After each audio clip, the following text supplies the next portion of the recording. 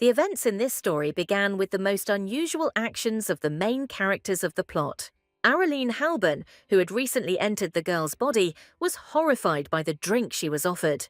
While her fair-haired friend insisted that the medicine needed to be taken, this child's name was Peshen Alamend, and he was the crown prince who was in love with the heroine. For some reason, the lady could not resist her friend's unpleasant actions. So every time all his persuasions and her refusals ended with Miss losing again. At the same time, the children's care was inept, so it did not always help Arel feel well.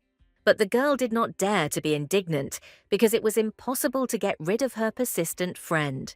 The boy, using his connections, trained highly qualified doctors to maintain the lady's health.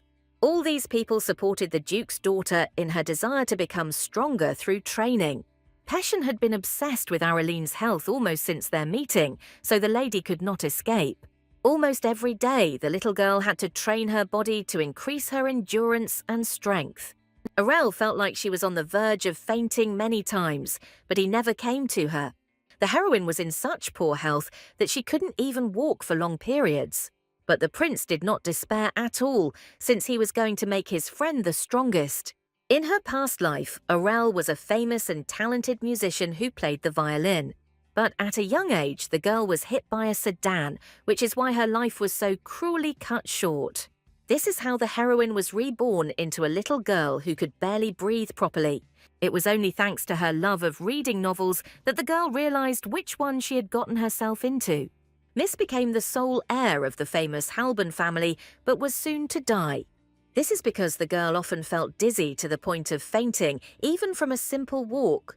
The heroine could not in any way correct the fact that she became the owner of such a weak body. The Duke's daughter did not immediately notice that her life on the estate was not as fabulous as she would have liked. Many of the maids looked down on the girl, whose mother they had never seen. The Duke once brought the child into the house without a word, where he left him to be raised by the butler. But according to the plot, Arel was destined to die before the decade was over, taking the truth to the grave.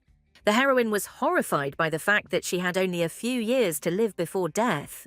But in order to change her destiny, Araline needed good health. But all the little girl's attempts to fix something again drove her to bed due to illness. The girl was lost because memories from her past life came crashing down on her. The only person who cared for the lady all her life was Mehen Leborgen. Because of his harsh nature, many maids avoided communicating with this man. Mehen almost never smiled, although he tried to provide Arelin with a good life. The heroine did not immediately get used to the behavior of the butler, who rarely visited her in person. In his presence, the girl constantly felt as if she was listening to some kind of report. Leborgen managed the Halban estate better than any of his predecessors. Because of his secluded lifestyle, many people found the man unsociable and menacing.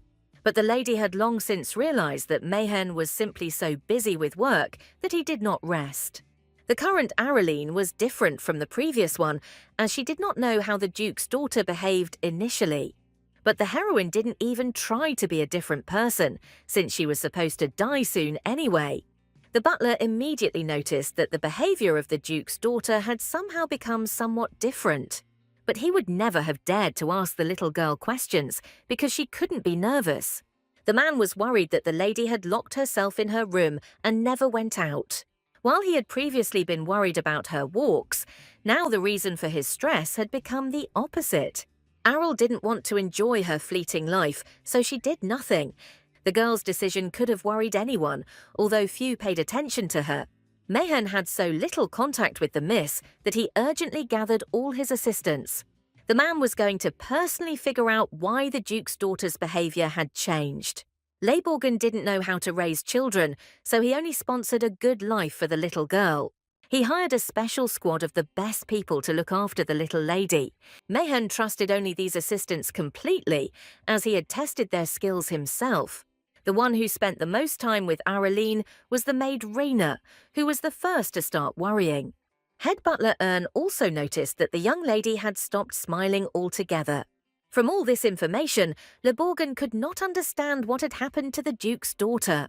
Even the girl's closest assistants were confused by such obvious changes. The manager could not afford to ignore the fact that something was wrong with his charge. But Raina was sure that everything would soon change because Aralina had an important meeting awaiting her. The little girl was to visit the imperial palace to play with the children of aristocrats. The heroine herself was not happy about this social event, but found no reason to refuse. This world was different from hers, as it was based on advanced magical engineering. Therefore, Miss had something to look at in the beautifully appointed palace of the Emperor himself. The only thing that saddened Halban was the strain on her weak body due to travel. But the girl was not going to show her weaknesses to anyone because she considered everyone around her to be her enemy. Previously, none of the children wanted to communicate with the lady, whose origins were unknown. Even now, no one paid any attention to the girl's arrival due to her unknown status. But the heroine knew perfectly well that the beautiful twins were named Ciel and Noel Sparehome. And that quiet boy was Harun Movie, who always followed his friends. Each of them had their own destiny in the future, from a womanizer to a mad swordmaster. But the lady was not interested in watching the love triangle develop between them. Araline wasn't yet used to the fact that she knew the future of all the children of aristocrats in this room. She would like to return to her dull existence at Halban Manor as soon as possible. This is all because even at that age, children had a developed understanding of status. That's why they all gravitated towards the Crown Prince, who was the star of this society. Even Araline didn't expect the Emperor's child to radiate such health and beauty. It was not without reason that Peshin attracted the attention of those around him, because he was the brightest among the children. It was he who always decided what his friends would play at the next official meeting. But all the physically active games passed by the lady who couldn't even walk. She still couldn't understand where the other children got so much energy and health. For this reason, the guys quickly left Araline alone, which did not surprise her at all. Halban had experienced before that no one cared about her presence at meetings. Therefore, the lady was not at all sad about being left completely alone again. In her childhood, the girl was called a noble aristocrat, born into the Halban family. But the reality was that even the estate's maids considered their mistress superfluous. So no one noticed that the girl began to behave differently due to the reincarnation. The heroine would have liked to have only a loving family, but in this life she was left without one. So she didn't expect anything good from children who repeated the behavior of their arrogant parents. Araline once again became an only child who could not find a friend. Only the maid, due to her duty, kept an eye on the girl, not wanting to leave her completely alone. But the heroine herself did not want such company, since it was much easier for her to walk without people around. No matter how much the assistant insisted on this option, all her arguments were useless. The girl suspected that her predecessor was struggling to keep up with the other children. But the new Araline did not want to abuse her own body, just to avoid being an outcast in the company.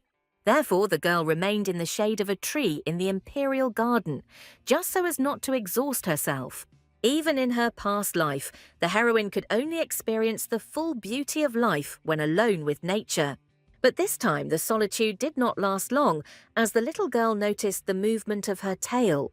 A white kitten majestically emerged from the bushes to meet the lady, demanding that she play with it. Araline has always loved animals, so she couldn't ignore the furry one's sweet request. But the kitten was so intent on playing that he immediately ran away from the girl. This upset the lady a little, as she would have liked to remain in the company of the cute animal. But fate decreed otherwise, and the heroine came face to face with the prince. Before, like everyone else, the boy did not pay attention to the duke's daughter, and therefore did not recognize her. The little girl immediately realized that her calm presence in the emperor's palace was over. Araline struggled to come up with an excuse to be alone in the garden again. But the prince was serious about inviting this girl to play with the rest of the aristocrats' children. The duke's daughter grew paler with each passing moment from stress, as she did not want to communicate with the child. She honestly admitted that she could not play with children because she would quickly faint. Peshin only became more interested in the lady, who allegedly couldn't even run properly. No matter how hard Araline tried to remain alone, her actions only attracted the prince more. The girl had already regretted several times that she had not run away immediately when she had the chance. The emperor's heir was so persistent that he demanded to demonstrate the health of the miss. The heroine realized too late that she would actually have to faint to make him leave her alone. So, under Peshen's curious gaze, Halban began to run towards the trees. The lady remembered perfectly well that it would only take a few seconds for her to lose consciousness. But for the prince, who was sure the girl was lying, her poor condition came as a real surprise. Alamend barely managed to catch Araline, who fell unconscious right into his arms with horror in her eyes.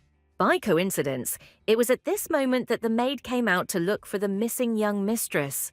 The assistant barely held back a cry of panic when she saw Araline's state, that she had lost consciousness. But the heroine herself no longer heard anything, as she had fallen into a deep and senseless sleep. Literally a few hours later, the estate manager learned about everything that had happened. It seemed to him that a gathering of children was something safe, even for his sick charge. But as a result, Araline did not come to her senses even after returning to her favourite bed at home. But what worried Leiborgen most about this situation was the reaction of the Halban estate assistants. For some reason, they all simultaneously blamed the imperial family for what happened to their young mistress. So Mehanu again had to urgently call all of the girls' nannies to sort out the situation. Rena managed to bring the lady to her senses, but still did not get any clear answers from her about what had happened. Instead, immediately after waking up, the little girl withdrew into herself, locking herself in her room. Trouble was happening to the prince at the imperial palace at that very moment. The boy already felt guilty, and then his strict mother called him in for a talk. She immediately warned her son that any actions towards other people have their consequences. But the boy didn't expect that the empress would take the sweets away from him until he earned Araline's forgiveness. This punishment was a painful blow to the honor of a child who had always done everything perfectly in life. The next morning, when Araline was feeling better, she attended breakfast in the open air. The baby hoped that because of her condition, as few people as possible would disturb her. The heroine was horrified by how low her stamina was in this new life. Although the lady expected to faint, she did not expect it to happen so quickly. The girl had no health problems in her past life, so it was difficult for her to accept this. But even in this situation, the miss could not fully enjoy her solitude because of the maids. They, by pure chance, started whispering nasty things about the Duke's daughter right under her balcony. The assistants showered the lady with poisonous words, which did not allow the manager to live in peace. But no matter how hard these girls tried, the heroine still didn't care about all their hurtful words. Even in her past life, she constantly encountered similar things due to hatred towards her talent. Every time the lady thought she had found friends again, they ended up turning away from her out of envy. So the only thing that was truly important to Miss was her music and her mother. Araline was not at all surprised by the fact that this life was no different from the previous one. The little girl just wanted to find a person who would finally become her real family. At this point, Mehan locked himself in his office because of his worries about the Duke's daughter. Never before had Leiborgen thought that it would be so difficult for him to raise a child alone. He was killed by the memories of the empty look of the girl who had just recently smiled at everyone around her. So the manager kept trying to figure out at what point he made a mistake in raising the little girl. Every time the lady greeted him with a smile, the man turned away from her with embarrassment. It seemed to him that the guardian's job was only to have short-term contact with the little ward. But now Meekan realized that all this time he had been depriving the girl of her family, which was more important to her. What irritated the manager most was that the Duke did not answer his calls on the ball. And even his closest assistant, Dylan, couldn't help solve these problems. The man wanted his father to play a role in his daughter's life at least once in his life. Only Dylan hinted to Mehan that for the lady he was much more important than the incomprehensible Duke. After all this time the girl was striving for love and recognition from the only person close to her. But Leiborgen was blinded by his desire to provide the baby with a rich and luxurious life. However, his thoughts were interrupted by a maid who announced the arrival of the crown prince. This surprised the manager, since no one from the imperial family had visited them before. However, he quickly realized that the boy had come to apologize. Peshin still really felt guilty about what happened to Araline. The prince wanted to personally apologize to the girl to make sure she was okay. But Mehen could not allow this meeting to take place because the lady had locked herself in the room. The child did not lose his composure and opened the chest in which his mother had given him various valuables. Leiborgen didn't even blink an eye, despite the wealth of everything presented on the table. The prince's personal assistant, Green, realized that they would not get off so easily. After all, this stern man was trying his best to contain his anger so as not to lose it on the child. So the butler of the imperial house was even glad when they were shown the door. However, his protégé was not willing to give up so easily, as he wanted to see Aralina. Green immediately realized that the prince was up to something, as it was visible on his face. Peshin eventually asked his assistant to distract Mehen until he could speak with the young lady. The butler didn't have time to move before the boy had already disappeared around the nearest corner, so Green had no choice but to fulfill the master's request. No matter how scared the assistant was to be left alone with Mehen, he stayed with him. Meanwhile, Peshin looked with interest through the corridors of the estate in search of the girl. He noticed with surprise that during the entire time he had not met a single person in the corridors. But in his house, people were constantly bustling about, and luxurious imperial life was in full swing. While this place seemed to repel everyone around with its emptiness and cold, no matter how uncomfortable this made the prince, he was stubborn in his desire to find Araline. In fact, the child did not wish any harm to the duke's daughter, he simply doubted her words. And this led to the fact that he now wanted to avoid it with all his might, because he did not like evil. So the bitterness of his actions forced the boy to move forward to apologize. Suddenly he saw only one slightly open door, from which a faint light was pouring into the corridor. Since Peshin had no other option, he approached closer with curiosity. Almost immediately, the boy noticed that this place did not look like an ordinary servant's room. The bright light that was inside blinded him for a moment with its intensity. But what surprised the prince most was the pleasant and barely noticeable floral aroma in this place. It turned out that, quite by chance, the heir found the very room where the lady lived. Araline wasn't expecting any guests, so she acted naturally and relaxed at that moment. The boy felt his breath catch at the sight of the lady's pink eyes and golden hair. The girl herself maintained an impenetrable calm, although she did not want to see the intruder. Peshin's heart beat faster from surprise, no matter how hard he tried to calm down. The first thing Halban asked was how the boy had ended up in her room in the first place. Alamond was surprised that he started to get nervous over such a simple situation. The prince could barely squeeze out words of forgiveness for bringing the miss to such a state. But the heroine didn't care what the child felt because she still wanted to leave then. Therefore, the lady did not at all appreciate the fact that the boy personally apologized to her. The little girl sullenly declared that she had run away on purpose just to faint and that it was her own fault. The heroine guessed that the prince had secretly made his way to her and promised not to tell anyone. For the first time in his life, Pession was at a loss for words in front of another person, which embarrassed him. What surprised the child most was that someone dared to throw him out of the room. Throughout his life, the heir to the throne encountered only respect and admiration. He didn't know that the maids had been watching his interaction with the lady the whole time. They were worried about how this conversation went because the lady was rather unsociable. However, one of the assistants still brought the girl medicine for her illness every hour. The only thing that stopped her was that there was a gloomy manager in front of the ladies' room. Seeing Mehen's face like that, one of the butlers suggested bringing the medicine a little later. But Uni couldn't do that, because it was important for Miss to take the elixir exactly on time. Although even the faithful assistant was afraid of the menacing state of the gentleman who stood frozen in front of the door. None of the servants dared to talk to him about what was happening, fearing the manager's wrath. Leiborgen could not understand how exactly he should treat the duke's daughter. He took on the responsibility of raising the baby, and now he wanted to show warmth. Araline successfully pretended that nothing had happened to her recently, but this lie was quickly revealed by the clever manager, which scared the little girl a little. The man understood perfectly well that he should not have interrogated the young and sick girl. Instead, she should have been treated with care and understanding to give her love. However, Mayhen felt nervous when he tried to communicate tenderly with a lady who was always alone. Halban had become accustomed to the fact that she was merely Leborgan's ward. Therefore, she did not expect anything good from him, except for more reports on his work.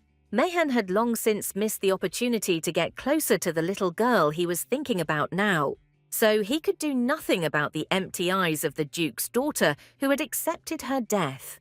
This circumstance hurt the assistant so much that he realized the mistakes he had made too late. But, as before, he still did not dare to take the first step towards getting closer to the girl. So the heroine was once again left alone, something she had become accustomed to throughout her life. While Mayhen couldn't get the empty eyes of the little girl looking at him out of his head, the manager didn't want to see that expression on the child's face, but it was too late. As usual, Araline took her medication as scheduled, which prolonged her life.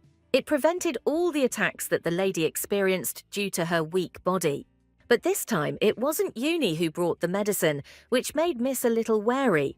It was the same assistant who periodically whispered behind the young lady's back. For this reason, the heroine had no desire to communicate with this maid. She showed this with her whole appearance, demonstratively turning away towards the wall. At this time, in the Imperial Palace, Green was forced to worry about the young master. The boy hung a portrait of Aralina in his room because he had fallen in love with her. He could not understand why this girl was so weak, why he was worried. Since the last meeting between the prince and the Duke's daughter, Green had been constantly hearing about her. Peshen spoke only about the little girl, who shocked him to the depths of his soul with her behavior. The butler encouraged the child in every possible way, because that was his job. But he couldn't do anything about the fact that the lady didn't come to the meeting of the children of aristocrats. The heir blamed his assistant for everything, which made him even more determined to resign from his position. The child harshly reprimanded Green, although he had always been on his side. In such a bad mood, Peshen was not ready to listen to logical arguments.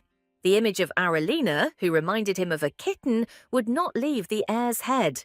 The boy felt sad at the thought that he might never see the baby again. This made Green afraid of every action of the gentleman, who had a hot temper, and at that very moment the child had a brilliant idea regarding Aralina. It turned out that the boy had decided to personally visit the Duke of Halban's estate right then and there. Even though he had not given advance notice of his arrival, the prince demanded to be allowed in. Green tried his best to negotiate with the guards so as not to bring trouble to the palace, while Peshen was committing ever greater madness, completely forgetting about decency and etiquette. No matter how much the butler begged the master not to create problems, it was all useless. As a result, the heir brazenly burst into someone else's estate in the hope of meeting Aralyn. It just turned out that he had trouble remembering the way to the right room in the winding corridors. But the prince almost immediately noticed that the maids were discussing something not very good. It turned out that the assistants were taking advantage of the loneliness and laughing at the young lady. Even Green felt disgusted to listen to their poisonous words about the girl they cared about. Peshen immediately realized that he had to listen to the end to understand this conversation. And the maids were so engrossed in their conversation that they didn't notice anyone around them. The assistants were only glad that Aralyn was soon to die. Only after these words the prince could not resist and drew the girl's attention to himself. The butler was no less angry than his master about the maid's behavior. The assistants fell on their knees, begging for forgiveness and their lives before His Majesty. It never occurred to them that the heir would one day overhear their conversations. Peshen was not ready to pardon these girls who so openly laughed at the Duke's daughter. In their faces he saw an incredible amount of anger directed directly at Arelyn.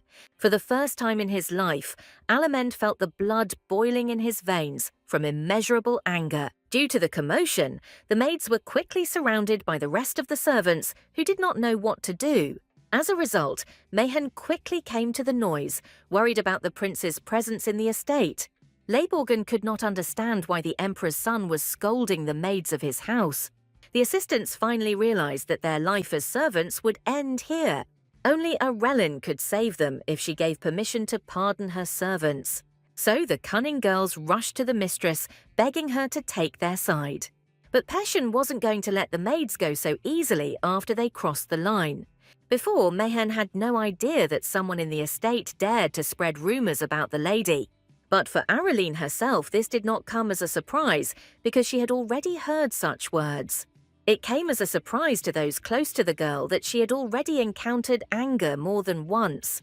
The Duke's daughter accepted these words calmly because she believed that the maids were right. No matter how much Uni tried to convince the little girl otherwise, it was all useless for the lady. Leiborgen interrupted all the senseless conversations with one word, forcing the servants to remain silent. While the assistants watched the maids in confusion, Mehen came up with an idea of what to do. With quiet anger in his voice, he ordered the assistants to be locked up until he dealt with them himself. As soon as the servants had dispersed, Peshen joyfully ran up to the Duke's daughter. The heroine did not expect to meet this annoying man so quickly. She endured with a sad sigh the energy and enthusiasm that the cheerful child radiated. The boy himself admitted that he decided to visit the girl who did not come to the meeting. Arelin couldn't understand what the crown prince and she could have in common. However, out of politeness, the lady thanked Peshen for protecting her. Although the child should not have stood up for the lady because he would have risked his status in doing so. The heroine felt so bad that the prince's face periodically blurred. The poor condition of the Duke of Halban's daughter was evident from her pale face and lips. So Miss tried not to drag out the conversation so that she wouldn't feel even worse because of it. Unlike the prince, she did not seek to communicate with him, preferring only silence. Accompanied by Uni, the lady happily returned to her room, where she was alone. But the outlines of furniture and walls constantly swirled before the girl's eyes. The assistant did not immediately realize that the baby was so ill that she lost consciousness. Once again, Arelin fell to the floor unconscious, and this time it was not Peshen's fault. At that moment, Mehen had no idea what had happened to his beloved ward. He scolded the head butler, who was so poor at supervising the behavior of the maids. Leiborgen simply didn't know who else to take out his anger on for today's unpleasant incident. It was the first time he found himself in such a hopeless situation because he could always find a way out. But the man could not find any logic or meaning in Arelina's behavior lately. All her life, Lady Mehen had cared for her, but it turned out that it was not enough. However, Leiborgen's thoughts were interrupted by an assistant who suddenly appeared with disturbing news. The manager was not ready to listen to the latest problem, as he had not even had time to eat. But Dylan's news could not be delayed, for the Duke's daughter suddenly fainted. The latest incident weighed heavily on Mehen's heart, which was already on the verge of panic. Uni tried her best to help the girl, but her medical qualifications were not sufficient. She saw that the symptoms of an attack were clearly showing on Miss's body, which in theory should not happen. When Leiborgen burst into the young lady's room, she only became worse due to lack of treatment. The girl, with tears in her eyes, said that she herself did not understand what was happening to the baby. What upset Leiborgen most was that he had to wait some more time for the head doctor. He remembered that due to the pressure of his work, he had not checked on Miss's medication intake. However, Uni was sure that another maid had brought the necessary potion for Arelin on time. Only now did the maid begin to doubt how well the assistant had done the job. While the adults tried to help the girl, the heroine, in her delirium, began calling for her mother to help. In this state, she recalled her past life, which she spent near the instruments. The girl did nothing but study music in order to make her mother's dream come true. This woman had failed in her career, so she placed all her unfulfilled wishes on her daughter. But on that fateful day, the heroine was unable to lift the bow to play the melody. The only thing that mattered to her was her mother, who cared only about her daughter's career and not about her fortune. The girl could not see the face of the woman whose love she had been trying to win since childhood. A fit of panic gripped the lady's entire body, taking her breath away and painfully squeezing her useless heart. All the heroine herself dreamed of was the true love of her mother, who seemed to be getting further and further away from her. When the girl refused to play the violin, the entire illusory world was destroyed for her in an instant. The mother turned away from her daughter, which stopped her from realizing her past dream in this life. This is how the heroine once again found herself completely alone in complete darkness, which she was actually very afraid of. Upon awakening, Araline suddenly felt someone's warm presence next to her. This allowed the girl to once again fall into a deep, calm, and carefree sleep for a while. Mayhan remained guarding his mistress's condition until the very end, not even suspecting her moral torment.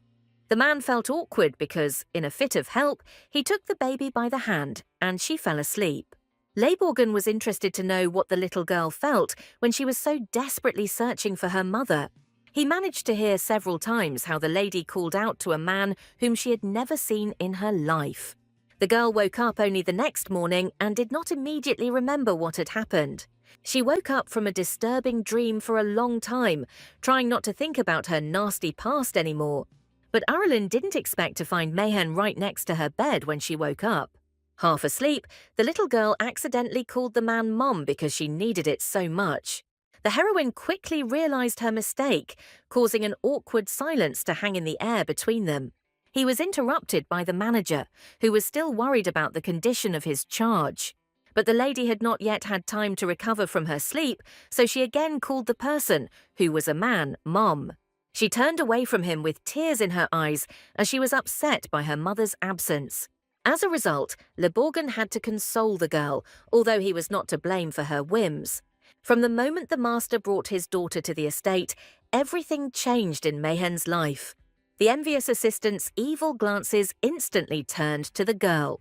But everyone was not interested in her condition, but in who could be the mother of this child.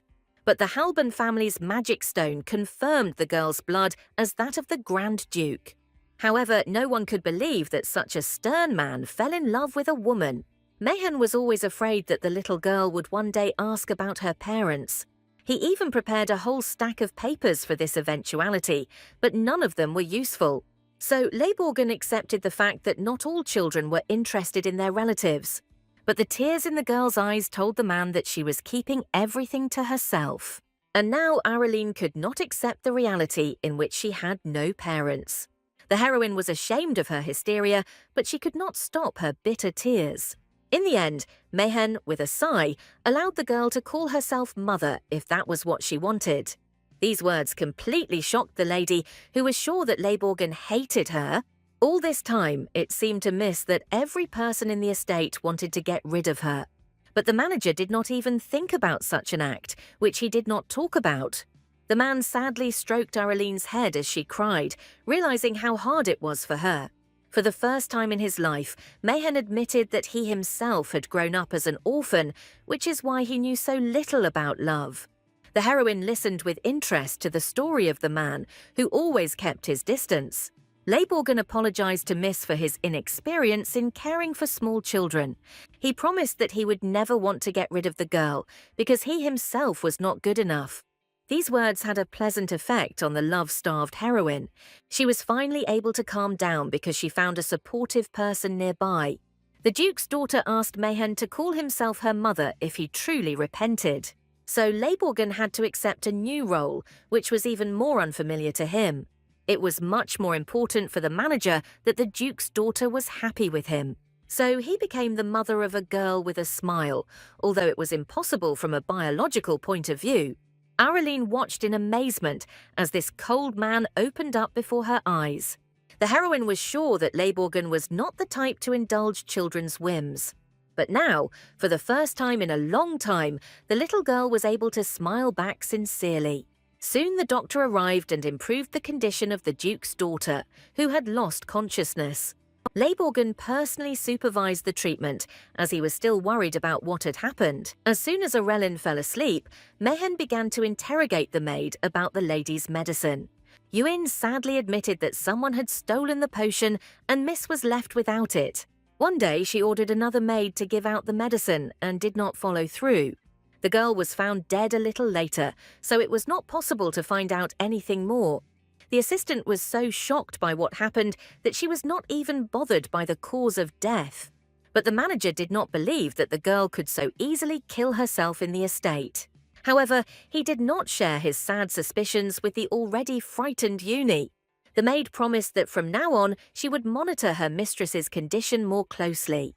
But even this did not help Mehen contain his anger directed at the traitors. Only after consulting with the doctor, the manager was convinced that the miss was not in any danger. The girl stabilized quite quickly after a recent severe attack of the disease. But Macon did not see the baby's good condition as his own merit, since he had done nothing. He just tried to be close to the lady lately so that she wouldn't feel lonely. The only thing the doctor was worried about was that over time, the Duke's daughter's body was becoming weaker. But Leiborgen was not prepared to hear that his charge's condition could not improve. All the adults could do was hope that the Duke's weak daughter would last as long as possible. The fact that the baby could still be physically active was already a miracle for many. Araline herself had no idea how bad things were with her incurable disease. Looking at the girl, Mehen felt even sadder about the fact that the Duke never showed up at the estate. So instead of the good-for-nothing father, it was the manager, inept at this matter, who had to please the lady. Leiborgen became so attached to the baby that he was ready to exchange his own life with her. But this was impossible, so the man promised himself that he would please the Duke's daughter more often. Right now, the little girl was smiling so happily, as if nothing bad had ever happened in her life before. She held Leiborgen's hand tightly, and he suddenly rethought his attitude towards her. At the same time, a meeting of children was held again in the Imperial Palace, but Aralina was not present. All the children of the aristocrats were worried about the sad prince, who did not want to play with anyone. The heir was sad because a letter had arrived from the Halban estate again about the Duke's daughter fainting. In such a mood, no one who was significantly lower in status dared to approach the boy. But the twins were not afraid to attract the prince's attention, since they were his friends. But even for them, Peshin did not find the strength to smile, since he was not in the mood to play. But the boys weren't going to give up so easily when it came to games. Finally, Alamond admitted that he was so troubled by one thought that he could not relax. Noel and Ciel were always plagued by curiosity, so they couldn't help but want to find out more information. Hearing that the prince wanted to visit a sick man, the twins immediately approved of his idea. Poor Green didn't have time to do anything before the spark of madness and energy ignited again in his ward. As a result, the prince happily ended the children's meeting in order to go to meet the sweet Araline. The assistant had no choice but to silently follow the self-confident gentleman. The twins had no idea that they had just persuaded the emperor's son to make a not very good plan. So the newly recovered Araline was in for an unpleasant surprise in the form of a guest. As soon as the little girl opened the door, Peshin almost knocked her down with joy as he wanted to talk. The energetic boy began to bombard the lady with questions so quickly that she did not have time to answer. Miss would prefer peace and quiet to another meeting with the noisy and restless prince. So the Duke's daughter directly informed that the child should be at the meeting of the children of aristocrats. She was sure that she would not see any unfamiliar individuals at the estate in the near future. In response, the prince directly stated that he was concerned about the miss's condition, and therefore decided to check it personally. The heroine was tense by the fact that the heir was paying attention to her, while the other children were left out in the cold. However, Peshin himself seemed not to understand how important his communication was for the children of aristocrats. Araline only wanted to get rid of the annoying acquaintance who was violating her boundaries as quickly as possible. But the impudent heir had plans to properly monitor the girl's condition. The little girl sighed sadly, since she had no intention of allowing herself to become attached to Peshin. She was sure that the boy was only temporarily interested, so she didn't drive him away. Therefore, the lady had to silently endure the prince's company and constantly answer his questions. The heroine was even amused by the fact that Alamand was sincerely trying to sit in one place, just like her. Unexpectedly for herself, the girl smiled at the sight of the awkward efforts of the overly energetic child. This did not escape the attentive Peshin, who was now watching the Duke's daughter. Miss herself could not explain why she experienced emotions that she had never given vent to before. While chatting a little about various things, the children were still able to spend some time peacefully in each other's company. Meanwhile, Mayhen contacted Duke Halban's finest knight, Yaren Mubisk. In fact, the manager hoped that his master would answer, but for some reason this did not happen. Yaren swore on his honor that he would definitely convey to the Duke all the words of his faithful assistant at the estate.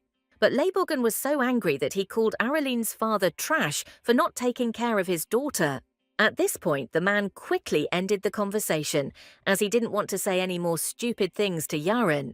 In fact, Mehen initially assembled a team of the best people for Araline, and Uni was responsible for medicine. Amber was the quietest of the five, but she cooked very well and nutritious meals for the girl. And Rena and Ern made sure that Miss studied well and was protected from attacks from other people. If before all these people behaved moderately, now the heroine could not find a way past them. The little girl sincerely did not understand what had happened to the assistants who began to spend more time with her. The heroine directly kicked people out under the pretext of reading, but none of this worked. Moreover, the servants stubbornly tried to drag the young lady out for a walk, which she did not want. Rena explained for everyone that they had reconsidered their attitude towards caring for the little lady. However, Leiborgen appeared as always on time and did not let the maid speak out completely. The miss was genuinely glad to see the man who had interrupted her suffering from the servants. The girl called Mayhen Mom because she liked this agreement between them. This caused a slight stir among the servants, who did not expect such treatment.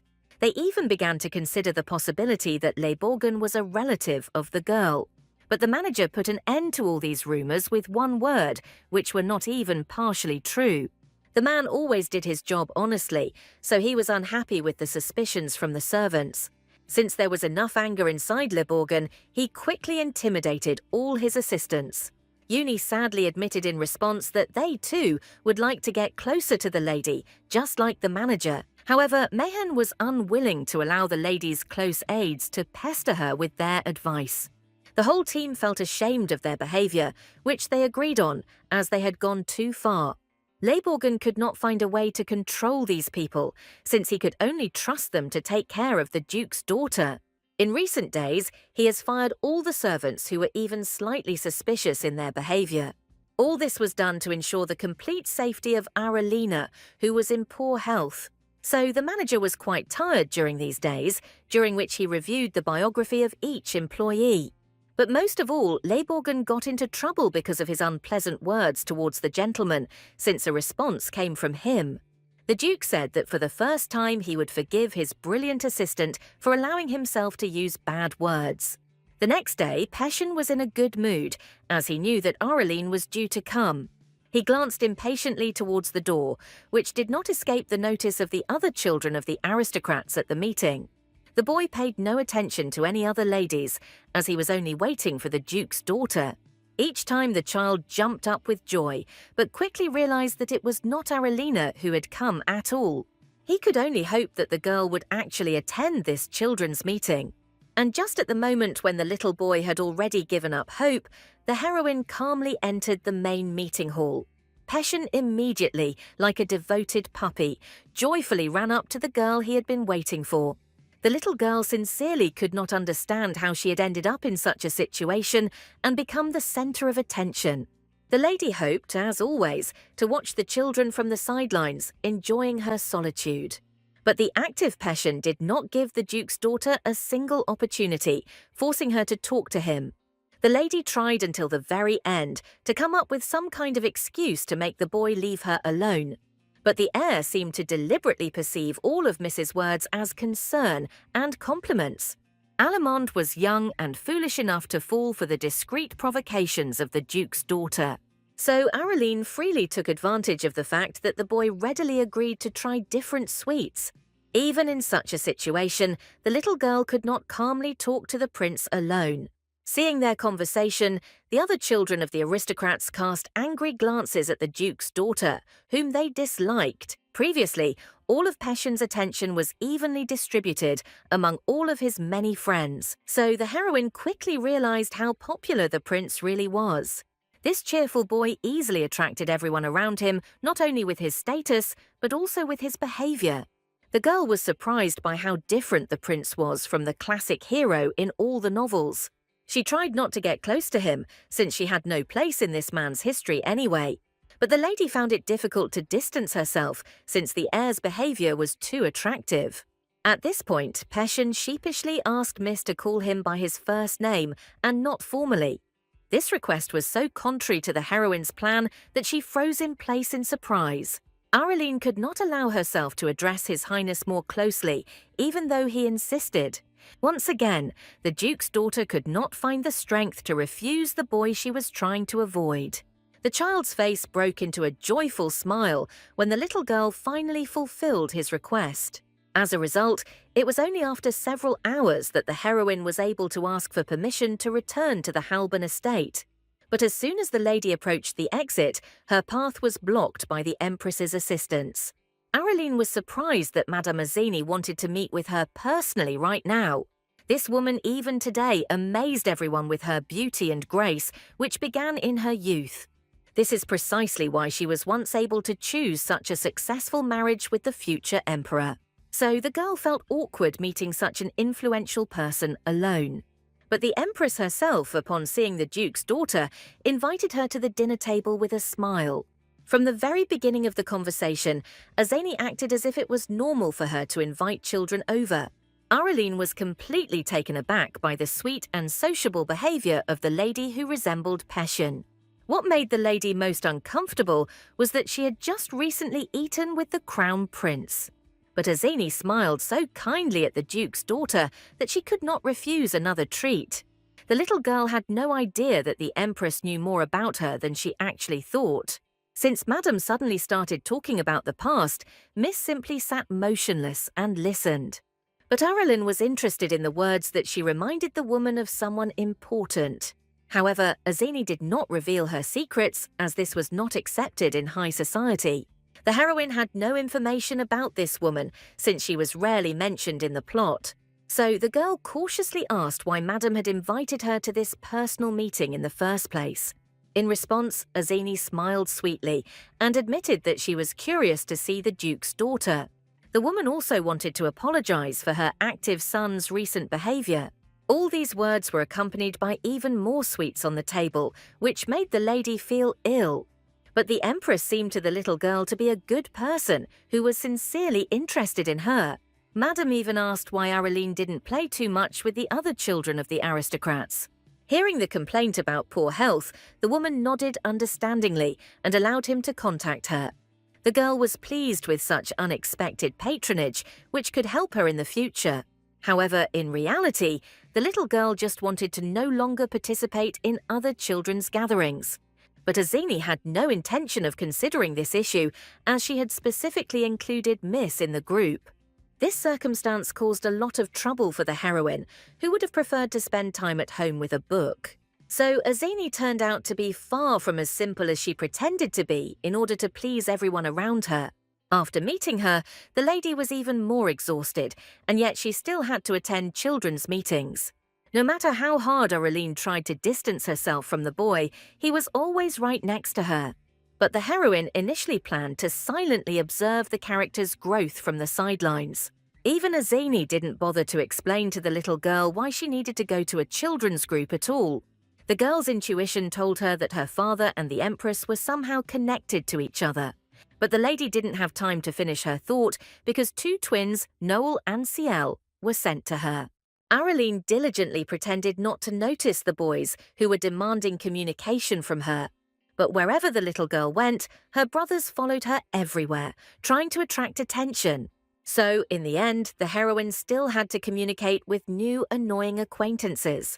The twins happily introduced themselves to the girl in the hope that she would remember their names.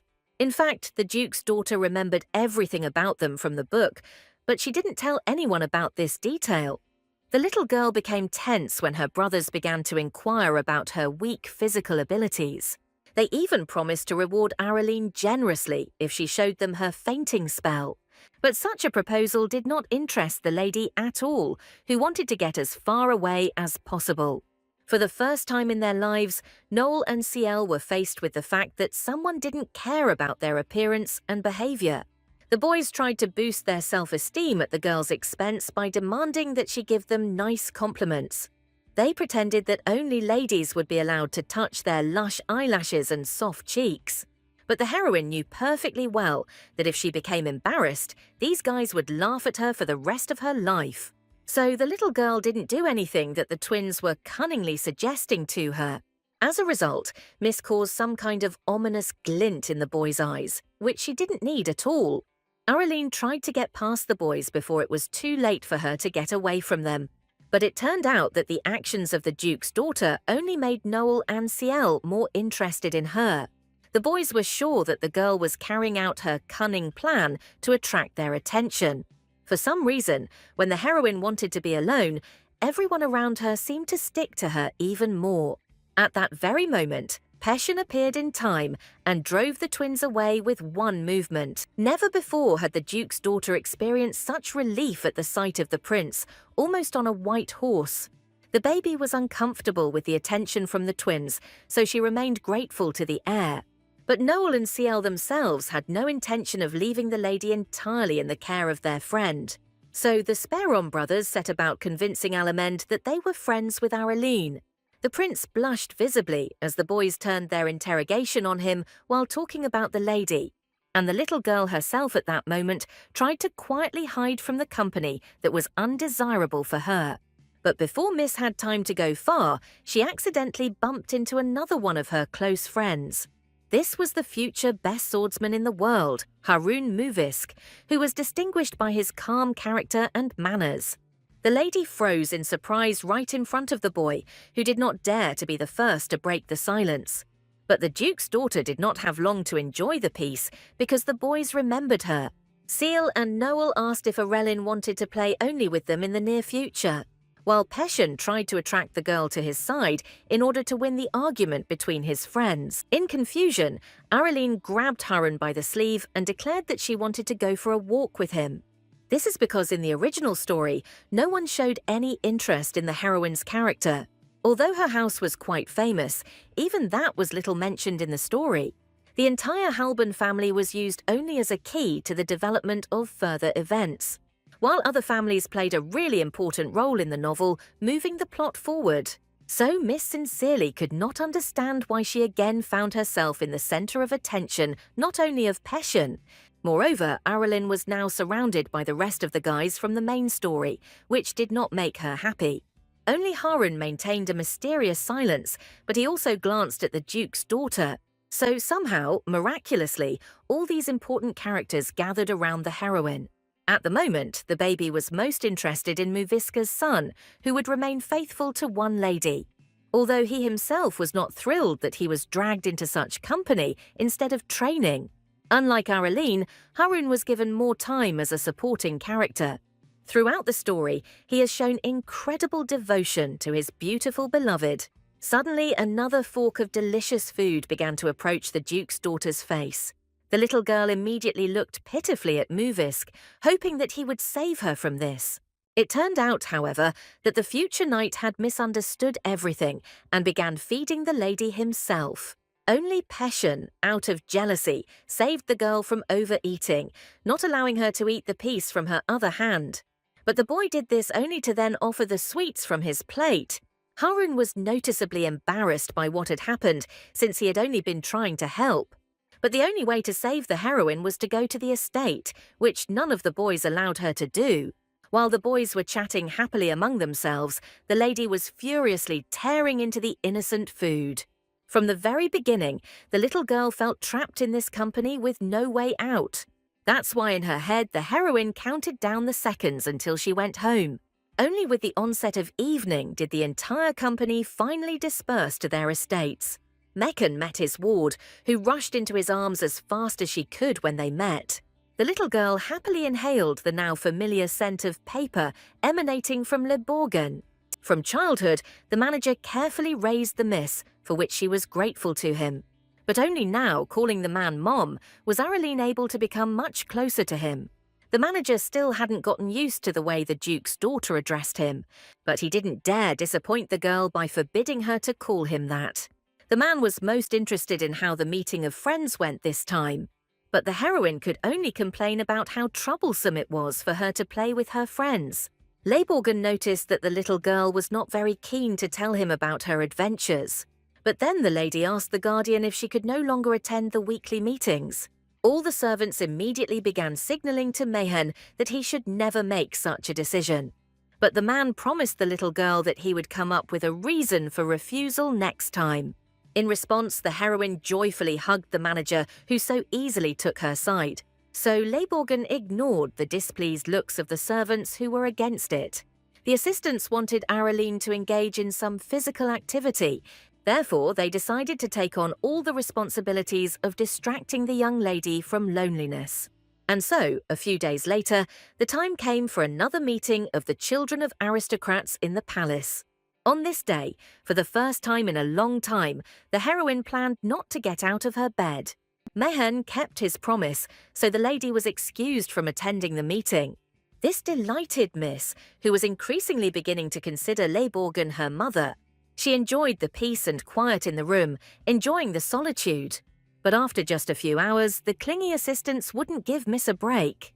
Araline barely managed to get rid of the servants, who were only trying to do what was best for her. So the maids were shocked when the girl admitted that she did not want to be near them. The little girl ran as fast as she could away from the noise that was constantly around her. Miss had no idea that she had only motivated her assistants to look for her even more. The little girl found out about this when she was accidentally walking down the hallway in search of silence. Until recently, all the assistants behaved quietly, but something changed in their thoughts. That's why the heroine visibly tensed up when she noticed Ern the butler behind her. But the man promised that he would not follow the lady as closely as the maids. He enjoyed watching the girl from the shadows, constantly protecting her from trouble. It turned out that all the servants remaining in the estate had taken an oath to serve Araline. It was for this reason that the maids were so worried about the condition of their beloved young mistress.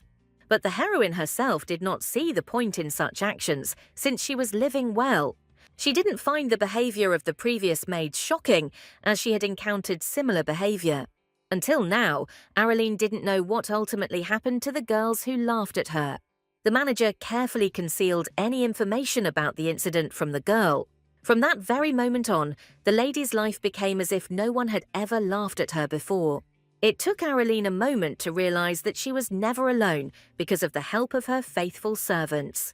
Ern, with a cheerful smile, confirmed the heroine's suspicions that everyone was trying for her sake. The little girl couldn't even imagine that Mayhen had tried so hard to make her life easier. As a result, the girl was so deep in thought that she did not manage to escape from the maids in time. Since Miss no longer had a chance to leave, she allowed them to take care of herself. But as a result, Araline only became more exhausted, as if she had gone to a meeting. The girl did not understand why the assistants were making her peaceful life so difficult. The only thing that was clear to the heroine was that at this rate she would die not from illness, but from stress. The maids were full of eternal enthusiasm to help the lady with any of her actions in life. And Mayhen was so busy that he didn't notice how Miss was suffering from constant care. This could not go on any longer, so the little girl took charge of her future.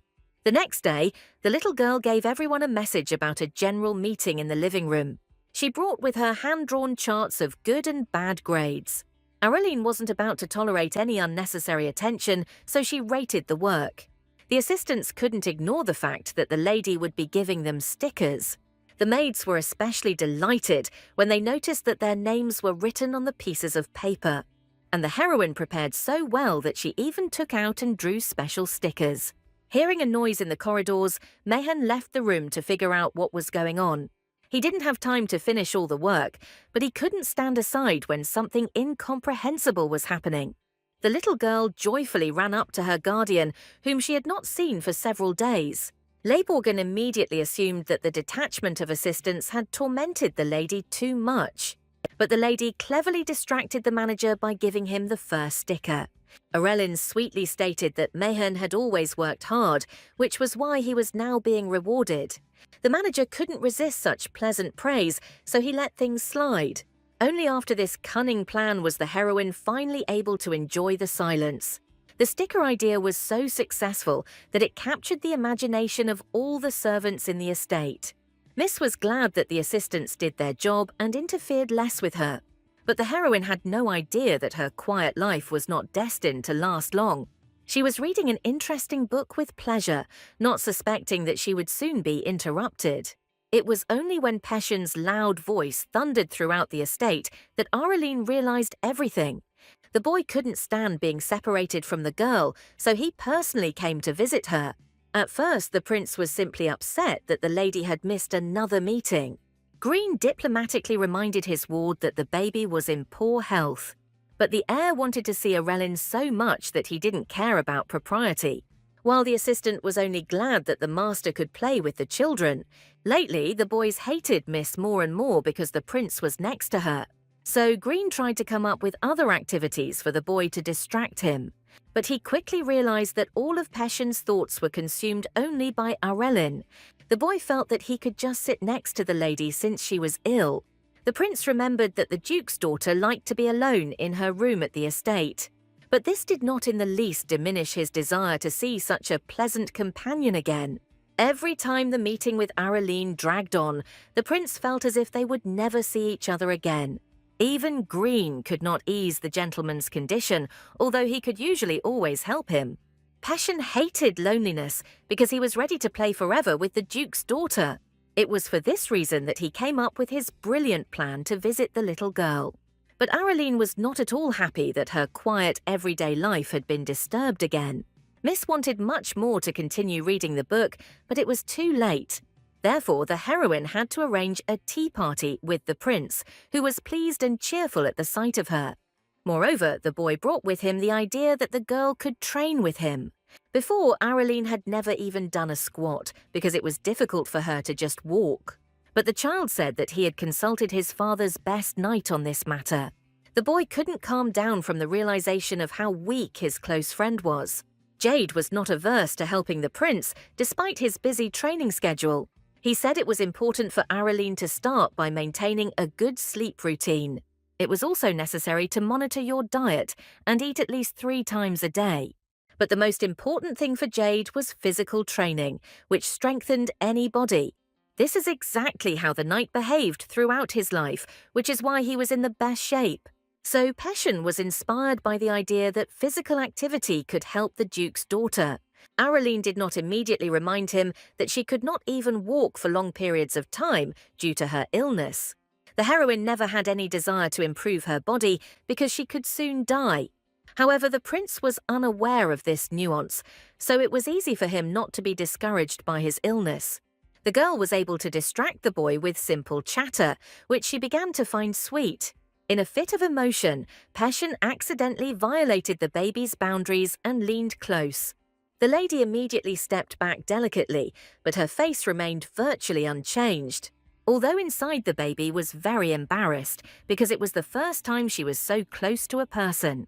Unexpectedly, the prince reported that Araline was very beautiful when she smiled at him. Having come up with a new idea for himself, the heir decided to make the miss laugh in order to see her smile. The prince had no idea what kind of tests he was putting his assistant through when he brought him to the estate. Green had to personally report to Mayhan that he was unhappy with his appearance. The man could not find convincing arguments as to why Peshin had come to visit. And the prince himself happily enjoyed the girl's company, glad that his plan had succeeded. However, the lady soon pretended that she was feeling worse due to illness. The heir was noticeably upset, but did not dare to disturb the duke's daughter even more.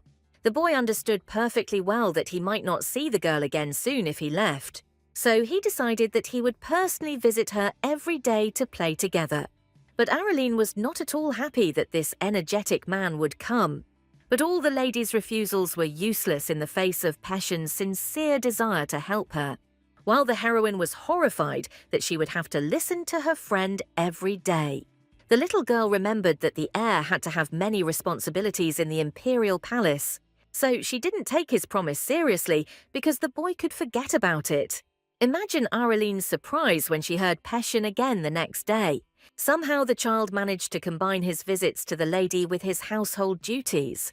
When the boy only promised the lady that he would visit her every day, the miss did not believe her.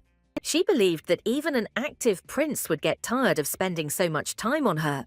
But it turned out that the boy was not at all tired of constant communication. He visited Arellen with enviable frequency, arriving at practically the same time. And each time the child dragged the little girl along with him, despite all her objections about it. It even got to the point that Peshin began to monitor the proper nutrition of the Duke's daughter. While the heroine could not understand where she had sinned so much that her child was tormenting her. Even with all his status as heir, he invaded foreign territory every day. Therefore, the little girl hoped that the assistants would not ignore such a violation. But the servants were so filled with love for the young master that they themselves joyfully greeted him. The boy saw that he had admirers in this house too, which made him turn his nose up even higher. So, in the entire estate, the lady was left completely alone without a single saviour from her friend. At the very beginning, Miss tried to influence the prince's visit through Leibogen, but failed. The girl was still sad that even the manager had given permission for visits.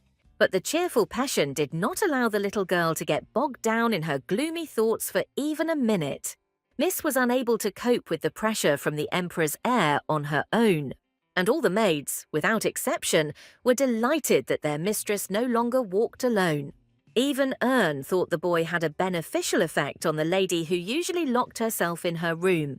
So Araline decided to resort to more brutal measures to get rid of her friend.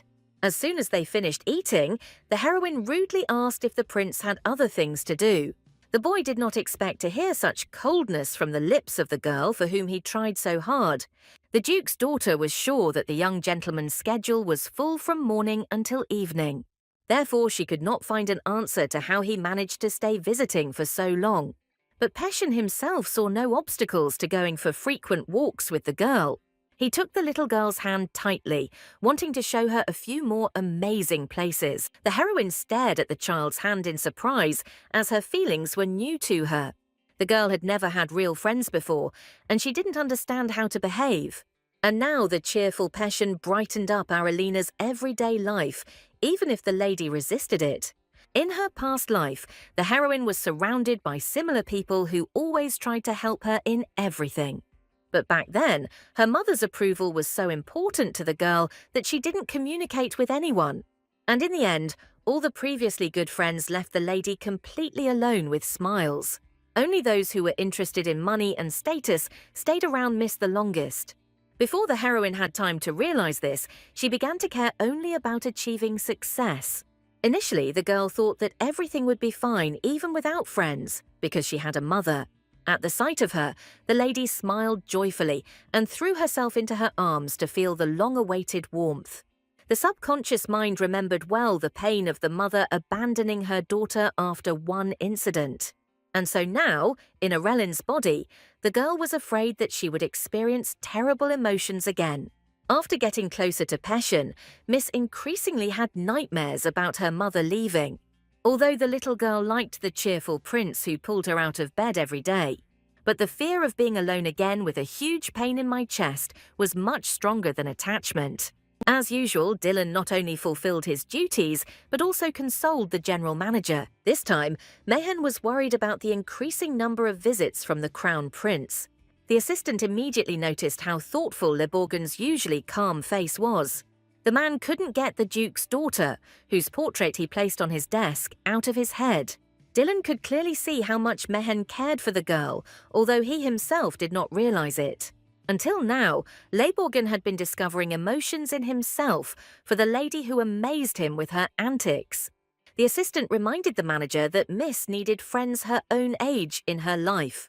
And Mehen couldn't argue with the fact that Dylan was much more experienced when it came to children.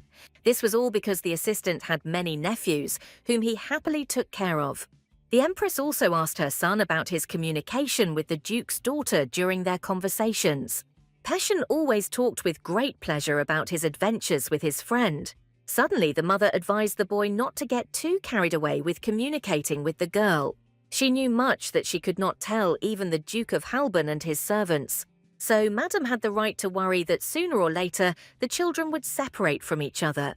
As a result, the Emperor's son remained thoughtful after this meeting with his previously harmless mother.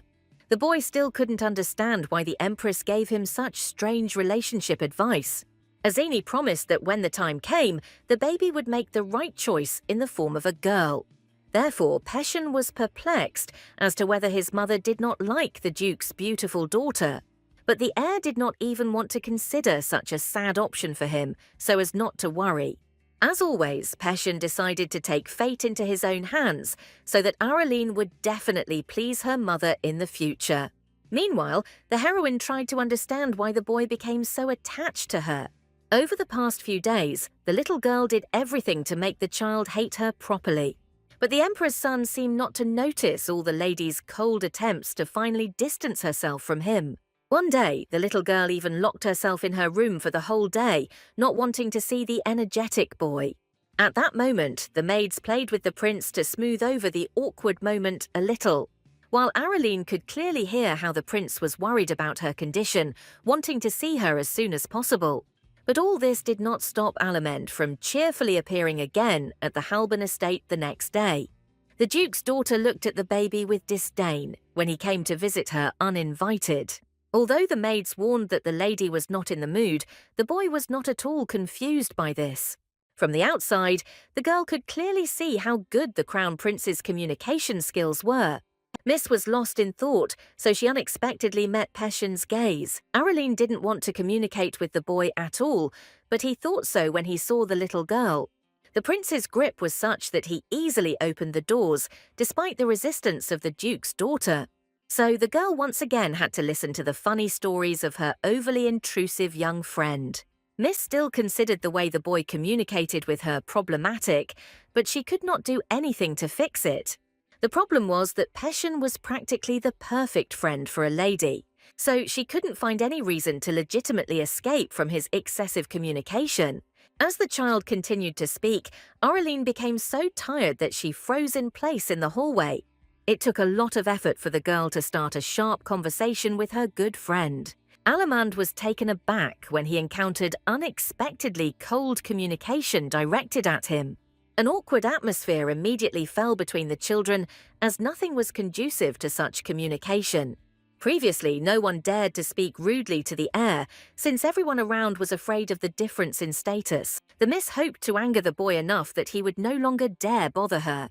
It turned out that Peshin was only glad that Arelin turned her attention to him.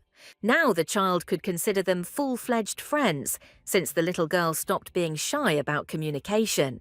The heroine couldn't understand why the boy only became more happy when she started speaking rudely. Miss was very afraid of falling under the influence of a child again, whom she found it difficult to refuse anything. Therefore, the lady declared that she would never again speak disrespectfully to the prince. No matter how hard the Duke's daughter tried to offend the heir, he still did not want to leave her. The difficulty of the task even made the little girl gradually begin to give up, which she really didn't want to do. And Peshin continued to smile cheerfully at Arelin, believing that she had simply come up with another game for herself. As a result, that same evening, the heroine snuggled up to Mehen's leg in search of long-awaited consolation. All the lady's energy had been exhausted during the day of communicating with the prince, so she was resting like this. Leiborgen, out of stubbornness, at first did not respond to the girl's call, who again called him Mommy. But the man's heart could not tolerate the miss's sad voice for long, so he responded anyway. Although Araline knew perfectly well who the manager was for her, she needed a close relative. As soon as the man took the miss in his arms, she asked him to fulfill one small request of hers. Macon reminded that he was the one who had to express wishes for the number of stickers that he managed to collect. Leiborgen couldn't even imagine what the lady would ask him for, but he could have bought her anything. But it turned out that the little girl only wanted the manager to read her a bedtime story. The man was confused by such a simple request from the Duke's daughter, who could get everything in the world. Despite the huge amount of work, he did not refuse to fulfill the little girl's small request. More than anything, Mayhan wanted to see a happy smile on Arelin's face, and everything else was unimportant. Although Leborgen could not devote much time to the girl, he did not ignore her rare requests for something. On the way to the room, it turned out that the little girl was not at all happy due to her constant meetings with the prince. This surprised the manager because Dylan had told him that everything was fine between the children. Areline herself could hardly explain what exactly confused her about the daily games with the heir. What surprised the lady most was how kind and good the ever-smiling boy seemed to her. Against this background, the heroine felt increasingly angry, but she did not want to hurt other people. Mayhan once again noticed how grown-up the Duke's daughter was inside, although she remained a child on the outside. She herself quickly put an end to this sad conversation as soon as they came into the room to read a book. But despite Areline's smile, Leborgen had a feeling that something bad was about to happen. A few years ago, for some unclear purpose, the Empress came up with the idea of a children's group. And at this event, it was her brilliant and bright son who attracted the most attention. Only this time, even the twins were bored with the same games that were repeated at the meetings. The boys were ready to move mountains, just to avoid getting bored from idleness because they had a lot of energy. This was all because, as usual, Areline did not come to this meeting, and the kids liked to tease the heir. So now they have lost a very good opportunity to laugh at the young Prince Passion, one of the brothers' new important news, which he had not yet managed to tell his handsome twin. It turned out that Alamend had been secretly meeting with Areline while everyone else was studying in the estates. This caused the fire of revenge to ignite in the hearts of the boys, who had nowhere to spend their energy. Therefore, the next day, from the very morning, they began to closely monitor the prince. Noel and Ciel were surprised at how carefully their friend studied all the huge lessons given by the teachers. Immediately after finishing his studies, the boy went to have his daily tea with his mother, whom he loved madly. But the prince's studies did not end there, because he then began training with swords with knights. The twins were tired even just watching Passion's busy schedule, which he never complained about. Although the servants had long noticed the presence of the two children of aristocrats, they did not say anything to the master. During training, Jade noticed that his protégé was more absent-minded than usual this time. Alamend really couldn't concentrate because of thoughts about the serious illness of the Duke's daughter. As a result, all the trainees formed a meeting to resolve this difficult issue for the sake of Arelina's health. The guys had no medical training, so they resolved all issues only through sports. So they unanimously agreed that the lady should start doing physical exercise. Only Passion was sad about the fact that the baby couldn't even walk normally on her feet. But the assistants didn't see a problem with this, because it was always necessary to at least simply start training. This simple answer inspired the prince to new achievements in matters concerning his beloved friend. Green realized too late that the young gentleman was once again planning something bad towards Areline. The heroine herself felt that it would be better for her not to meet the prince today, but she did not have time to escape from him. The first thing the boy did instead of greeting her was offer the little girl to train under his supervision. He was so inspired that he was not going to let the Duke's daughter slack off this time. Out of pure enthusiasm, the boy dragged the lady along with him so that they could take a short walk together on the street. In case Arelin fainted, the prince came up with a reliable means of assistance. The heroine didn't know if this kind of communication was normal for the 7-year-old children they were. But the boy was smiling so happily next to me that he brushed aside all the doubts inside. As a result, the little girl once again could not refuse the cheerful heir, although she only wanted to run away from him. On the way, Passion became curious about why the girl was always alone when he went home. At first, Areline didn't understand what the question was about because there were a servant and a manager next to her. But it turned out that the prince was asking about the Mrs. parents and was astonished when the lady reported that they were not there. Alamand was visibly embarrassed by the fact that he had so rudely intruded into personal space, which could be painful. But the heroine did not experience any emotions about the lack of love, since she did not see it. The girl did not expect that the boy would suddenly promise to replace her failed family. The heir spoke completely seriously, since he truly wanted to always remain close to Arelin. Only the little girl understood how dangerous the words of her stupid, albeit cheerful, friend were. The heroine was not immune to warmth and care, so she unconsciously smiled back at the child. But nightmares immediately emerged from the subconscious, reminding her of those who left the girl alone. Any attachment to another person could later turn into pain and a wound in the heart for the lady. This made the Duke's daughter jump back in fear from the child, who sincerely wished her well-being and health. Passion could never have guessed what horrors tormented Aralene's mind, that she acted in such a way. The heroine shrank back with fear, because even in this life she could not overcome herself for the sake of future happiness. The lady was not part of this world, and besides, she was supposed to die soon, so she did not need connections. Therefore, Araline cruelly demanded that the prince never come to visit her again. On this sad note, the little girl left the boy who tried so hard to improve her life with his presence. This moment was clearly seen from the first rows of bushes by the twins, who had been watching the prince all day.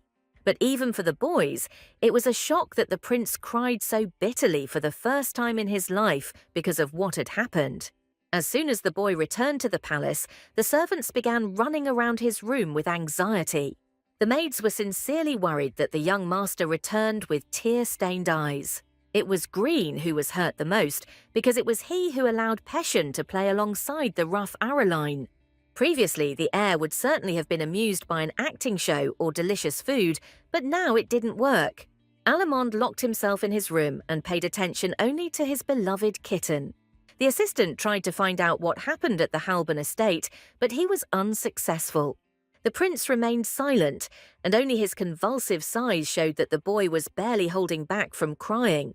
Green realized that the problem was much more serious than he thought, so it could not be solved so easily. Unlike the imperial palace, from that moment on, an almost deathly silence reigned at the Halban estate. Araline locked herself in her room and did not want to let anyone in, not even answering questions. The maid saw the girl return in a gloomy state without her friend, which only meant something bad. But the lady did not make contact, so the assistants themselves came up with what could have happened. Only Leiborgen had the right to enter the Duke's daughter's room, but he was in no hurry to tell what he saw there. Since the man had too little information, he gathered all the servants for a general meeting. Mayhen's head was already splitting from the amount of things to do, and now there was the unclear situation with Arelin. When the manager visited the girl, he found her in a sad state on his bed.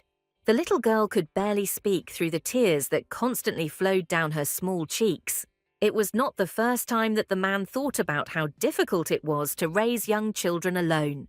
The maids were of the same opinion because they could not understand the train of thought of their beloved mistress. Mayhen was the first to speak and asked his assistants for advice on how to somehow cheer up Arelin. Rena immediately cheerfully suggested to Leiborgen that they put on a puppet theatre, which had recently delighted the little girl. Ern remembered that the lady was interested in art exhibitions, and it would be possible to bring her some paintings. Only Uni suggested that Meekan go somewhere for one day with his ward. This idea was met with coldness from the other assistants, who considered it very stupid. So the faithful servant immediately fell silent, afraid to talk about anything else in the near future. But before the assistants had time to deal with poor Uni, Mayhen put an end to this circus and ended the meeting. The man's thoughts were consumed by the fact that Araline could truly be happy next to him. It was not for nothing that the girl herself asked the manager to periodically devote a little time to her. He believed that it was not too late to do something to help the little girl cope with her emotions. And at that moment, the heroine listened to the silence in the estate, but could not enjoy it as usual. The girl's eyes were swollen from the huge amount of tears that had flowed from them recently. The small glimmers of light on the bed reminded the lady of her past, connected with her cruel mother. Then the woman with crazy eyes said that her beloved daughter was a ray of light in a dark world. But the mother was not always so obsessed, because before she herself played the violin brilliantly, enjoying the fame. It was just one emergency caused by her husband that changed everything in the woman's life. And from then on, she began to place all her hopes on her little daughter, who took up music. The mother never asked what her daughter really wanted, because it didn't matter to her at all. and the girl felt that if she didn't play, she would immediately lose interest from her relative. The heroine did not want to admit the fact that Madam needed a child, only to make her dream come true. Therefore, as soon as the lady refused to perform, she was immediately met with her mother's angry gaze. That day, Miss truly understood what it was like to be left completely alone. The callous woman was no longer interested in her daughter, who was unwilling to fulfill her demands. The father came to his daughter only a few months later, but he only spoke about how hard it was for the mother. None of the adults thought about what their daughter was going through at that moment because they were too selfish. After a few more months of the heroine's reclusive life, she saw something that shocked her. The father and mother were on the television screen as the woman finally won the violin competition. They were so happy, despite the fact that they had so cruelly abandoned their own daughter alone. In her new life, little has changed for the girl, as she has never even seen her parents. Just when the lady had completely given up, she met the bright and handsome Peshen. The boy genuinely attracted the girl with his cheerfulness, but her fears were too great. Araline did not want to upset this kind child with her death, which would happen in a few years. Through her tears, the little girl saw that Meekan had come to her again, although she had expected to remain alone. But the manager did not allow the Duke's daughter to suffer alone because he wanted to make her happy. Therefore, Leiborgen put aside all his affairs and suggested that the lady go for a walk in the city the next day. The heroine had never travelled so far before, so she became interested in this offer. The next morning, Dylan was struck by the sudden change in the atmosphere in the manager's office. Just yesterday evening, work papers and important documents with work reports were scattered on the table. But today, it was decorated with various booklets and tourist brochures with a choice of travel destinations. Mayhan himself seemed not to notice the drastic changes that had happened to him in just one night. The assistant did not say anything to the gentleman, although he now felt awkward in his company. Together, they quickly chose a small town that was famous for its water magic. Leiborgen was glad that the town was close to the estate, so he could return quickly. Dylan only had time to wish the gentleman a good trip before he rushed out of the office. The assistant was uneasy about the manager leaving the estate for the first time in a long time for a walk. Since there was no less work to do, the guy took it on himself, just to make Leiborgen's work easier. But Dylan had something in mind that Mayhan would definitely hide from him if he found out about it. But the man went on a trip with the girl and was unaware of his assistant's insidious plan. The city immediately struck travellers with its beauty, wealth and prosperity. The manager couldn't remember the last time he went on a trip that wasn't for work. He was pleased that the little girl noticeably perked up at the sight of an unfamiliar but interesting environment. Mayhan felt a sense of relief, as he was worried that Uni's idea might not work with the girl. But Araline was surprisingly attentive to her surroundings, asking a lot of questions. The only thing is, the lady didn't really like the large crowd of people, but it couldn't be avoided. But Miss was impressed by the water magic barrier that arose due to the construction of the city on the lake. Then a child ran past the Duke's daughter with a joyful cry to meet his parent. Immediately after this, the heroine began to notice the happy faces of children and their fathers and mothers from many sides.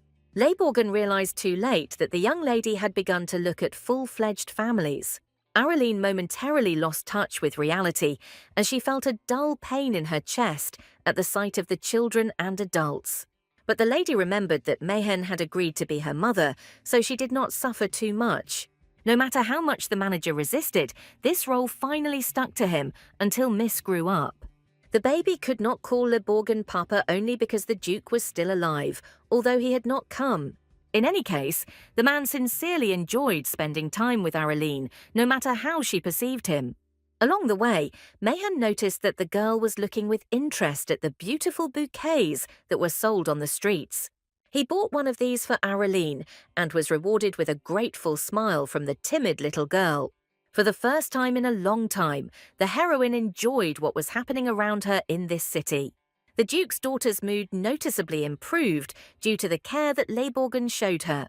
But this joy was short-lived, as the heroine remembered her imminent death. Therefore, she asked Mayhan not to bury her in the grave, but to decorate the dead body with delicate flowers. The manager was shocked to discover that the girl was actually well aware of the state of her body. More than anything in the world, the heroine wanted to be in a place where no one would come for her. It was for this reason that the lady was so against the grave that other people had to visit it. It was at this awkward moment that one of the street performers invited the girl and the man to play a game. Mayhan was not in the mood for this, but the miss took advantage of this good opportunity to change the subject. Araline was sure that Leiborgen would not be able to refuse her desire to take part in some activity. The rules of the game were very simple and resembled rescuing a princess from a dragon in a high tower. All court adults will be locked in a room where they will be able to see their children through a magic ball. But the kids will have to solve complex riddles in a special estate in order to get out. Only those who are the first to get out will have the honor of being called the true heroes of the mansion. After explaining all the simple rules, the host activated the ball so that people could see the children in the estate. Leiborgen was in such a bad mood that he was not ready to follow the game with everyone else. But then, out of the corner of his eye, the man noticed a familiar silhouette on the screen that shouldn't have been there.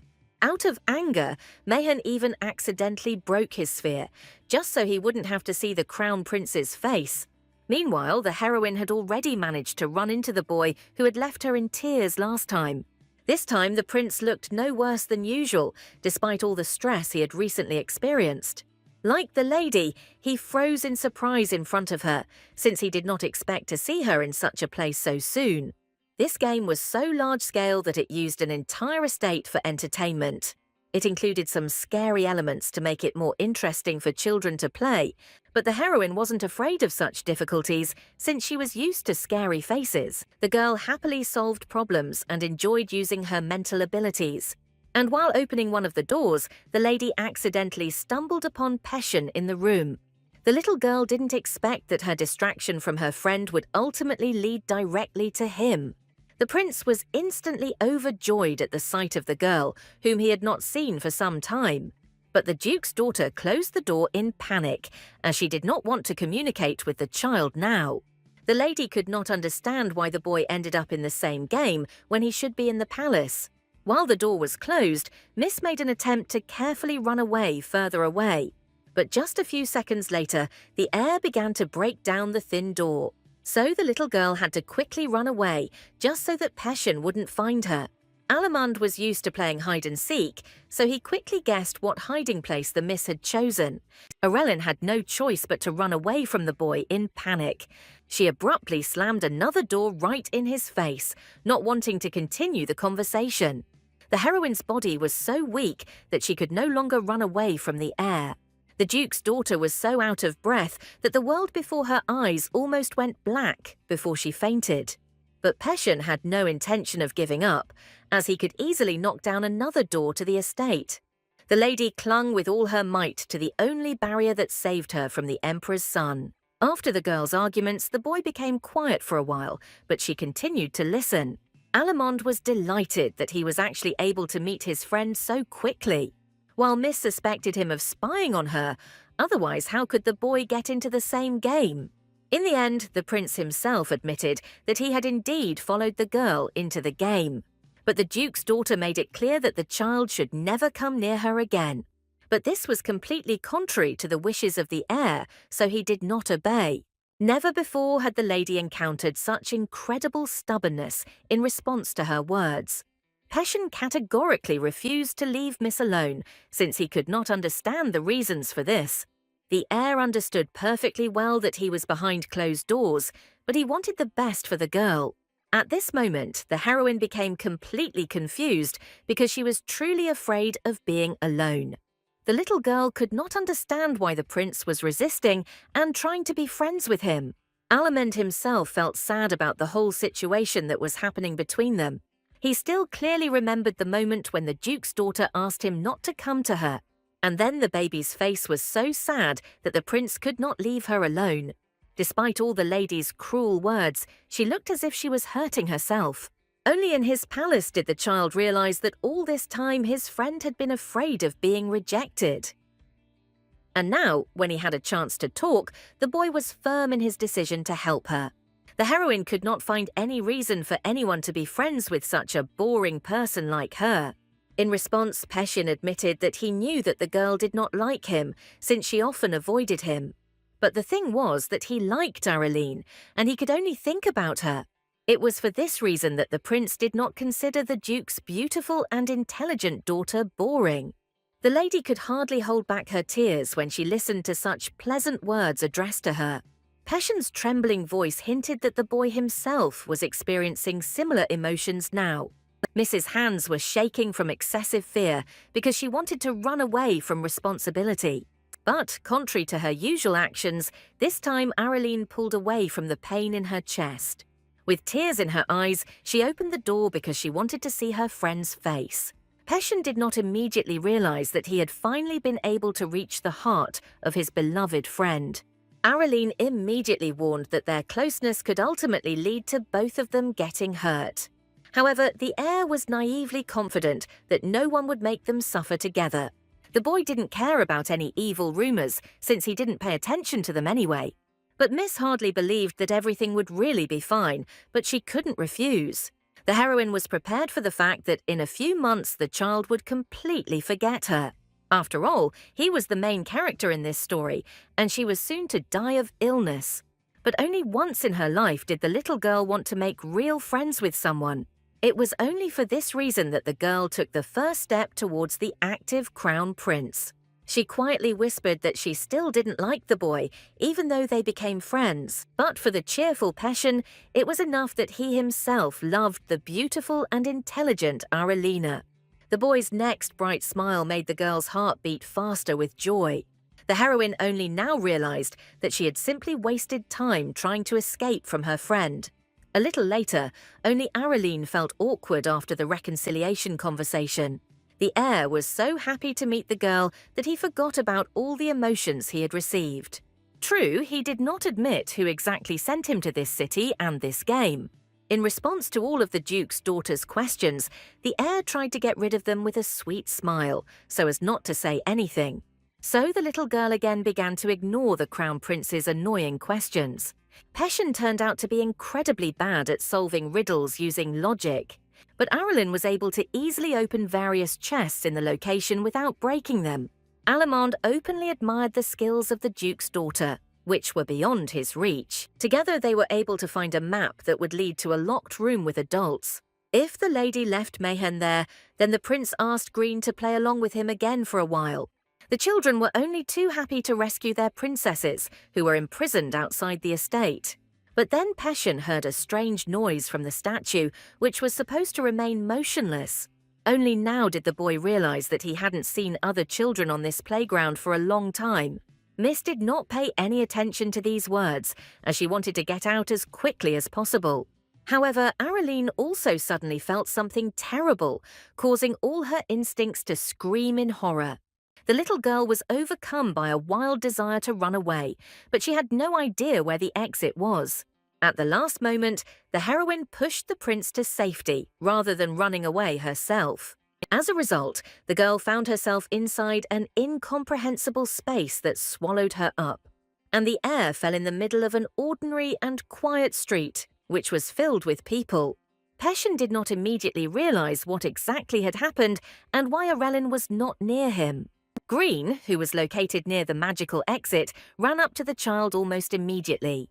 The assistant explained that the mansion's settings had been compromised and they had difficulty getting the children out. However, despite all their efforts, the adults were never able to find Peshin and Aralina. Mayhen was still trying to rescue the lady, so he didn't immediately notice the prince. Meanwhile, the heroine woke up in a dark and cold place, which was another mansion. The little girl struggled to get to her feet as she felt unwell after what had happened. She remembered that she had managed to push Peshin aside, but she had not been able to get out herself. For some reason, Miss felt like she was on the verge of death, although there was nothing terrible. So, on instinct, Araline hid under the table in the hope that she could escape. A few seconds later, the lady heard quiet footsteps that did not sound human at all. Terrible snake eyes stared at the heroine, completely paralyzing her entire body. While the girl was frightened, the adults tried to regain control of the mansion. Mayhem was the most angry of all, threatening to punish the magicians who had done such a thing. But none of them could remove the barrier, which seemed to be fueled by someone strong from within. Leiborgen wasn't satisfied with the explanation that someone had opened a portal to another world inside. After all, this meant that anything could happen to his ward in this place. The little girl encountered a man whose name no living person could ever know. It was he who opened the otherworldly dimension in the hope that all people would be thrown out of it. This man, whose name must not be mentioned, discovered the other world exactly on the site of the mansion. The magician only knew that only under certain conditions could one enter another world. But the structure of that space was different from the ordinary world because monsters lived there. The guy sincerely did not understand what kind of person dared to create this place in full view of everyone. But Mayen was only interested in whether Araline could return safely. However, the magician had no answer to this difficult question, which was now independent of his actions. At that very moment, the protective barrier in this world began to burn, which was strange. None of the wizards present could explain this phenomenon to each other. The men ran around in panic, trying with all their might to hold on to the crumbling defense. Leiborgen could only look in horror at the place where the girl was. But the lady herself did not even think about her loved ones because she had her own problems at that moment. The heroine prayed that the scary man in front of her would simply pass by. She hid under the table in the hope that her breathing would not be too noticeable. Araline couldn't shake the feeling that she had become the prey of a huge and predatory beast. The Duke's daughter diligently looked away, pretending not to notice the man. But the magician quickly realized that the little girl was being deliberately cunning, just to avoid interacting with him. His predatory eyes stared with interest at the girl who somehow miraculously ended up here. With one snap of his finger, the magician dispelled the stranger's fear by using his magic on her. Despite his frightening appearance, he asked the lady not to be afraid of him, as she was in no danger. But Araline couldn't maintain eye contact with a stranger for long. Although the magician promised that nothing would threaten her, the miss felt danger from him. However, the little girl was able to ask the stranger a question about who he really was. The girl hoped that what appeared before her was not a cunning ghost chained to this place. Suddenly, the man laughed out loud when he heard such an assumption from the miss. He finally revealed that he had never tried to become someone so simple. The magician was still curious as to why this girl remained in a place where there were no living beings. What amazed him most was that the baby withstood the pressure surprisingly well. But usually people who ended up in the other world could no longer wake up from their sleep. Although the magician spoke calmly with the Duke's daughter, she was still afraid of dying. The man did not try to harm the baby in any way, but his image could have frightened anyone.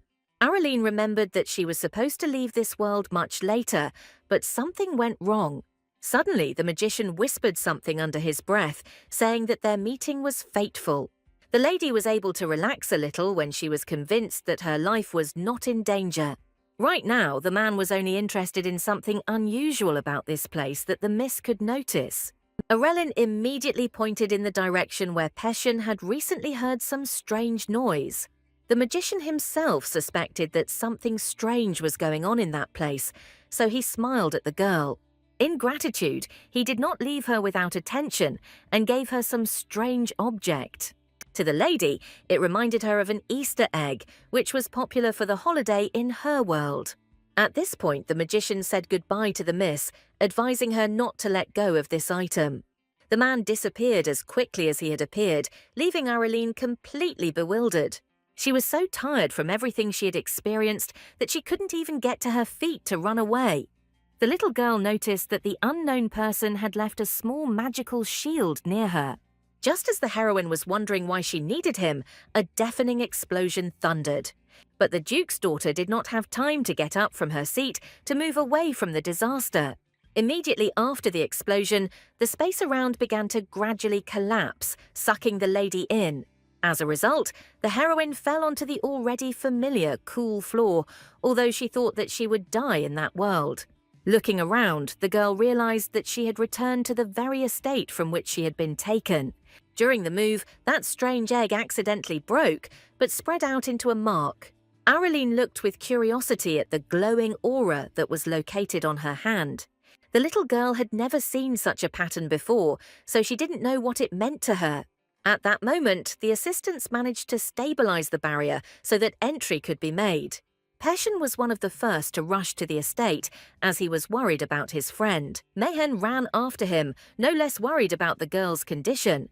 It was Leborgan who first found the baby in one of the halls, lying silently on the floor. The prince felt guilty for what happened to the miss, because at that moment she saved him.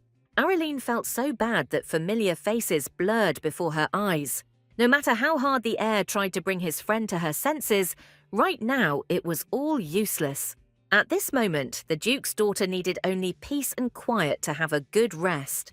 Araline could no longer keep her eyes open due to the fatigue that had overwhelmed her. That evening, the maids waited impatiently for the manager to return with the lady. They hoped to see a joyful smile on the face of the young lady who had gone to the city. But in the end, the girl had to be treated by several doctors at once due to her extremely serious condition. Leborgan could not find a place for himself, as he was worried about Araline's condition. However, the priest did not find any problems with the miss's health, since she was simply sleeping. The temple officials were surprised by how quickly the lady became exhausted. The manager did not want to believe that everything was okay with the lady, since she did not wake up. Even the smart priest didn't know for sure when the baby would be able to open her eyes. Therefore, they decided that the best solution would be to leave the guardian alone with Miss. The man's hands trembled with guilt, which consumed him because of the girl's condition. The maids could not help the manager in any way, as they did not know how to treat such illnesses. What hurt Uni the most was the feeling of helplessness, because this was what she had studied medicine for.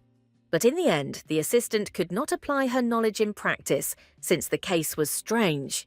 Everyone could only hope that the Duke's daughter would soon wake up on her own. Until then, Macon planned to keep watch near his ward's bed both day and night. But even after 3 days, the priest could not make the lady wake up from her long sleep. Besides Leborgan, the Crown Prince also found himself tied to the girl's bed. He watched Araline's breathing with alarm, afraid that it would stop at any moment. Peshin didn't care about the rumors from the servants that he was in love with the Duke's daughter. All the boy cared about was that the little girl would finally talk to him. Green tried his best to encourage his charge to do his homework, but the child didn't care. Alamend didn't even turn to his assistant, who was desperately calling him to reason. No matter how much the man insisted, the prince had no intention of leaving the lady even for a minute. The emperor's son was worried that the baby might open her eyes during his absence. Green remembered that even his closest servants had failed to persuade his master, so he had temporarily retreated. The assistant could not even imagine how sad the little boy was about the loss of his friend. Never before in his life had the boy been left without the friends he needed, even for a while. Therefore, he could not take his eyes off the face of the Duke's daughter, who remained silent. Periodically, Peshin checked in fear to see if she was alive, and each time he calmed down. The child tried to talk quietly to the miss so that she would not be so bored sleeping on the bed. Alamend felt strange about the emotions he was experiencing now. Just a month ago, the boy didn't even think about the girl he had never met. But now everything had changed so rapidly that he couldn't imagine life without Aralina. Even though the little girl stubbornly pushed him away, the boy was happy with everything. Initially, the heir thought that Halban, like all the other children, would quickly fall in love with him. But as time went on, it began to seem to the prince that the lady was only becoming more distant. Thinking that the little girl might disappear, the boy felt a real and deep fear. He would not like to lose the person to whom he had become deeply attached in a short period of time. At that moment, Araline saved a friend, not herself, for which she deserved respect and love. And the child would like to repay the Duke's daughter with the same efforts, and for this she must wake up. With tears in his eyes, the boy begged the lady to come to her senses so that they could continue playing. While sleeping, the heroine felt as if she was in the warm embrace of her mother. The woman was an exact copy of little Araline and smiled sunnily at her daughter. But no matter how hard the miss tried, she could not hear the voice of this lady. The baby woke up abruptly from this dream, as if she had seen some kind of nightmare. It took the lady a few minutes to realize that she was in her bed. It turned out that Peshin kept his promise and never left his friend, although he himself was not asleep. The boy was so happy that Araline had come to her senses that he completely forgot about his fatigue. But the Duke's daughter was not happy that there was a nurse in the form of a prince next to her. The heir himself justified his actions by the fact that the girl had not woken up for several days. But the heroine saw no danger in the estate, where nothing had happened to her in her entire life. Therefore, she could not understand the emotions of the boy who wanted to personally catch her waking up from sleep. It was important for Peshin to hear that the lady did not mind his presence in the estate at any time. But Miss always found it difficult to say anything that involved declarations of affection. The prince looked at the girl with such hope in his eyes that she would not dare to upset him. But Araline was saved from answering by the timely appearance of Mayhen, who also had not slept the whole time. The assistant was concerned about the young lady's condition, although in a little while he too would need doctors. The girl saw how exhausted the manager was, that he couldn't sleep a wink because of the baby's condition. She felt herself becoming closer to Le Borgne, but she didn't expect it to affect him so much. The prince watched with interest from the sidelines the relationship between the custodian of the estate and the Duke's daughter. The boy was right when he noticed that the little girl and the man were closer than the servant and his master.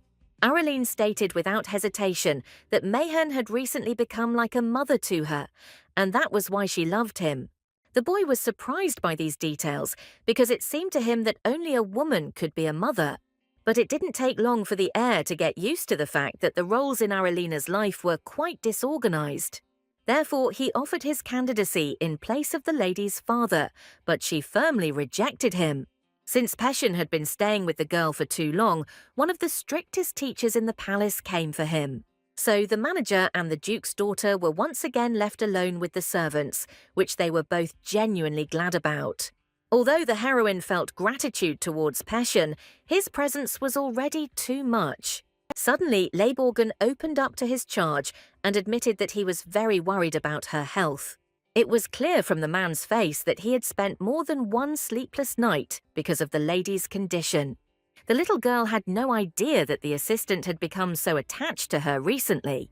But the girl was not against intimacy, so she asked Le Borgne to hug her tenderly. Mayhen was only too happy to touch the baby, whom he considered fragile and weak.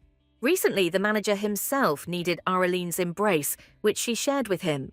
The lady admitted that she had tried her whole life to act more mature so as not to cause any problems.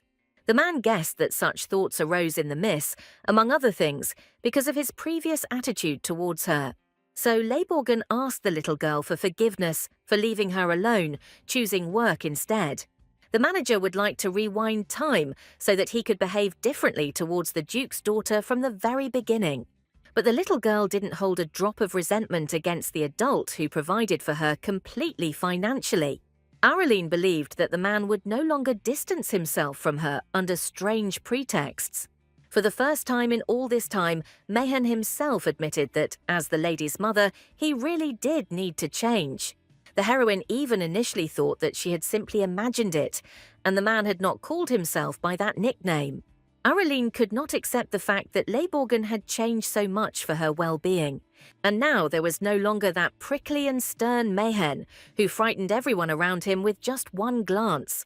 Overjoyed, the Duke's daughter threw herself into the man's arms again to thank him for everything he had done. Since the girl did not have time to recover from sleep, she received several bruises. But what was much more important to Miss was that she had established communication with at least one adult who was trying to be her parent. Le Borgne, with a gentle smile, promised that next time their walk together would go much better. The little girl had no idea that the manager, under penalty of death, forbade Dylan to tell the prince anything. The mages were still trying to figure out what was wrong with the barrier that created another space. One of them was terribly unhappy that he was the one called to such a task. The less powerful mage calmly explained that they could not identify the anomaly on their own. The powerful man did not argue any further, as it was simply a waste of time. However, even such a powerful magician did not find anything strange in the barrier that protected the city. It was logical to assume that if there was something wrong with the defense, the residents would suffer. But then the junior officer felt something strange, which he immediately reported to his superior. Listening closely, the man only now noticed that they were not alone in this place. His eyes filled with rage and anxiety, because in that world, someone powerful lived in the estate. That is why the estate was surrounded by such a deafening silence that it repelled everyone around. And the magicians had to deal with this issue before the beast broke out. They had no idea that one unknown magician was successfully protecting the estate from the beast. The only thing he was interested in was the little girl who had just recently left this place alive and well. Before, the man was bored in this world, but now he found worthy entertainment for himself. Meanwhile, the heroine looked with interest at the mark on her hand, which no one saw. Even Mayhem didn't say a word about the pleasant glow of the pattern, although he should have noticed. Instead, the manager was interested in knowing what happened to the lady in the mansion. But the little girl did not say anything, as she was afraid that it would cause even more problems. The heroine had no idea who the strange man was, because he was not mentioned in the novel. She could only hope that she hadn't gotten herself into another problematic situation. Since the lady was now being overprotected by everyone around her, she was unable to properly study the mark. And at that very moment, the manager approached the girl to report on the work done. The man was extremely pleased with his productivity and effectiveness for the benefit of Miss. In a short time, Leiborgen managed to file several lawsuits against the magic towers because of what happened. Mayhem worked day and night to achieve the best results for his beloved mistress. The result was an easy and quick victory for the Halbans, as Aureline almost died in the estate. So Leiborgen could also be in a good mood because of the good compensation. It turned out that Mayhem gave all the money he received to the lady as pocket money, and the first thing the little girl started talking about was giving the manager a decent bonus. She did not forget about her nannies, who lived in constant stress due to the Miss's health. All the assistants were surprised that the girl thought of them first. While Aureline was busy distributing the money, the servants recorded her behavior on video. So Leiborgen refused the reward under the pretext that he had received the emotions of the Duke's daughter. The heroine did not expect that this man could be so cunning at such moments. However, the little girl still wanted to give Meekin the allowance, since he truly deserved it. While Miss was handing out the reward to everyone, Leiborgen watched her painstaking calculations with a smile. The man was glad that the little girl did not lock herself in after the strange incident in the mansion. But he still had to report what had happened to the Duke, who was in the castle in the north. Senior Knight Yaren had to personally listen to all the complaints from the servants. Although the boys had never seen the girl, they were sincerely worried about her well-being in the estate. So they pounced on Muvisk, who had learned too little information about the lady. But all these disputes were interrupted by the Duke of Halban, who suddenly returned after a hard hunt. The blood of the monsters flowed non-stop from the master's sword, but he paid no attention to it. Yaren immediately noticed that the atmosphere around the Duke was so heavy that it was difficult to speak. For some reason, the Duke was despondent, but the news could not be hidden from him. So Muvisk took the risk of reporting that Aureline had fainted not long ago. The man didn't show any emotion, although his fingers in his iron gloves clenched tightly. Yaren tried to tell him more about the matter, but the Duke ignored his assistant. Instead, he decided to personally figure out what happened and use the sphere. Anger permeated the master's entire aura because he could not forgive Mayhem for caring so much about the girl. Mayhem was completely unexpecting of a personal call from the Duke, who had hardly spoken to him. It was clear that the head of the Halban estate could not let this situation slide. But Leiborgen did not understand whether this was concern for the lady or just another whim. Previously, the manager thought that he knew his master better than anyone, but he slowly changed. Mayhem's life has changed dramatically since he was brought to this estate as a young man. As a child, the boy lost his parents early on, so he wandered aimlessly through the streets. But young Mr. Halban extended a helping hand to the child and brought him into his house. But the angry glances of the distrustful assistants immediately turned to the new boy. Despite everything, the gentleman held the boy's hand tightly, not intending to let him go. So it happened that from the very beginning, Mayhem trusted only one Duke of Halban. The man thought with a smile about the strange gentleman who had left all the care of the estate to him. The manager did not complain about anything, since he was quite satisfied with this life. Then the assistant came to Leborgen with the message that someone had sent him a letter. It turned out to be an invitation from the Empress, so Mayhem immediately went to her. Azini greeted her old acquaintance, who was famous for his genius, with a gentle smile. But Leborgen kept a respectful distance from Madame, observing all the rules. This genuinely made the woman who insisted on simple communication between them laugh. Azini had no doubt that power had left its mark on her character.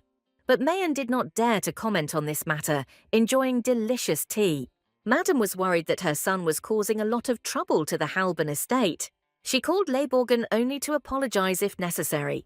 But the man honestly admitted that the boy had a positive influence on the Duke's daughter. These words noticeably consoled the madam, who was worried about her active son's behavior. The woman couldn't help but think that Araline looked like a certain beautiful lady.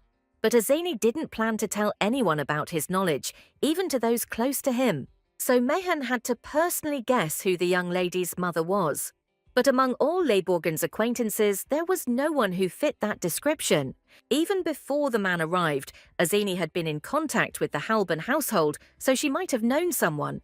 Only the sadness in her eyes when she remembered that time revealed the Empress's knowledge. But Mayhem could not figure out what the Emperor's wife, who possessed the information, was hinting to him about. Under Leborgen, the Duke had never had any contact with any of the women, so he had no clue. Madame did not show whether she was upset about the manager's lack of insight. Even the Empress did not know why the Duke was always in the north. But she suspected that it had something to do with his daughter, whom Halban loved. Mayhem quickly lost the flow of the conversation with the woman, who deftly changed the subject. As soon as they started talking about Aralina, Mrs. Ears started itching from the fact that someone was discussing her. Since the prince was persistent in his affairs, he was able to make up for all the lag. And all this was for the sake of seeing again his dear friend, to whom he was not allowed to go. The heroine would only be glad if the boy continued to sit in the palace because of his lessons. So the lady pushed the child away quite rudely, but he didn't care at all about that either. All this time, Araline enjoyed the peace and quiet of the estate, but it ended. With a sigh, the lady admitted to herself that she even missed this noisy air a little. So the little girl gently stroked her friend's head so that he would forgive her for being harsh. With sadness, the prince suddenly admitted that he had thought a lot about his relationship with the girl. Araline became interested in this because the heir had not previously analysed his actions. It turned out that Peshin had not wasted his time in the palace, as he was not only studying. With the help of top trainers, the boy compiled a huge list of workouts for ladies. Its length turned out to be so enormous that it was surprising that the prince brought the list with him. Only a few minutes later, all this paper unfolded before the heroine, who was horrified. Araline instantly regretted that she had just treated the mad heir well. The boy sincerely could not understand why the little girl did not agree to his brilliant plan with training. But the Duke's daughter didn't even want to think about obeying the child and starting to take care of her body. However, Peshin never gave up so quickly, so he followed the lady on her heels, trying to attract her. In the end, the heroine was the first to lose her temper and turned sharply to the prince, who was pestering her with his plan. The little girl recalled that she couldn't even walk properly, so there was no talk of any training. No matter how much Miss rejected the very idea of training, the heir still persuaded her to at least look at the plan. The girl accepted the papers with the utmost skepticism, confident that she would refuse anyway. Imagine the little girl's surprise when the schedule turned out to be quite realistic even for her. But even so, Araline was not prepared to study almost every day under the supervision of an active prince. Peshin didn't see a problem with something like that, since he himself trained daily with his teacher using swords. Once again, the Duke's daughter pretended that she had never heard of any training. The Emperor's son was visibly upset by this, as he had not slept at night to develop a plan of rules. The heroine realized that she could not refuse the child whose pitiful look squeezed her heart so much. In his joy, the boy immediately warned that afterward the lady would not have the opportunity to refuse his plan. The heroine was not sure that even with all this training, they would be able to cure her illness. But Passion was so full of enthusiasm that the little girl did not dare to refuse his actions. The heir wanted to take action immediately, dragging the little girl along with him right now. The lady sighed and thought that it really wouldn't hurt to feel better before she died. Araline never thought that she would regret her decision so much after just a short time. Passion's training proved so overwhelming for the little girl that she could barely stand on her feet. But the boy, who was stern in his teaching, didn't even think of stopping there, urging the lady on further. The prince was determined to go through with everything he had planned for the Duke's daughter today. The heroine really tried her best to live up to the expectations of the active crown prince. She even did a lot of squats without complaining of dizziness or blurred vision. The lady then calmly completed a posture exercise that required a lot of effort from her. So now Araline had the feeling that she was about to die if she didn't rest at least a little. Meanwhile, Passion sincerely could not understand how Miss could have already managed to run out of steam. The boy only sighed heavily, watching how quickly the Duke's daughter gave in from fatigue. He was a kind person by nature, so he extended his hand to the little girl to help her stand up. The lady had time to think with joy that her torment next to the princess would be over for today. But the child, with a joyful smile, declared that Miss needed to go through 2 more laps before they were finished. This finally convinced the heroine that a real demon was hiding under the heir's mask. And so, under the gaze of the energetic boy, the terrible life of the Duke's daughter with training began. In addition to her studies, the child also monitored her eating, forcing her to eat huge portions every day. Miss could no longer withstand the strength training, but Passion constantly encouraged her. So all the heroine's thoughts were only about when this whole hell with body exercises would end. Previously, the joyful prince seemed to the little girl to be a terrible devil who came to kill her quickly. Araline could never have imagined that her quiet life on the estate would turn into such horror. She had even begun to miss that sunny maniac who constantly followed her around. And Passion was extremely pleased that he and his coach had managed to put together such a program. In this way, all the muscles in Araline's body were strengthened or grew if they were not there before. The only thing the boy couldn't understand was why the lady looked as if her energy had long since run out. At that very moment, a tonic that only his father used for his health was carried past the prince. A brilliant idea instantly came to the young gentleman's mind about how to help Aralina. The unsuspecting maid, as usual, brought the emperor his medicine at the appointed time. This tonic was made by the best masters to maintain energy in a man's body. The head of the empire himself had long been accustomed to using it, so he did not want to change anything in his life. But this time the tonic tasted so terrible that it became clear that someone had secretly replaced it with something else. At that moment, Araline drank some disgusting liquid that a boy brought her from the imperial palace.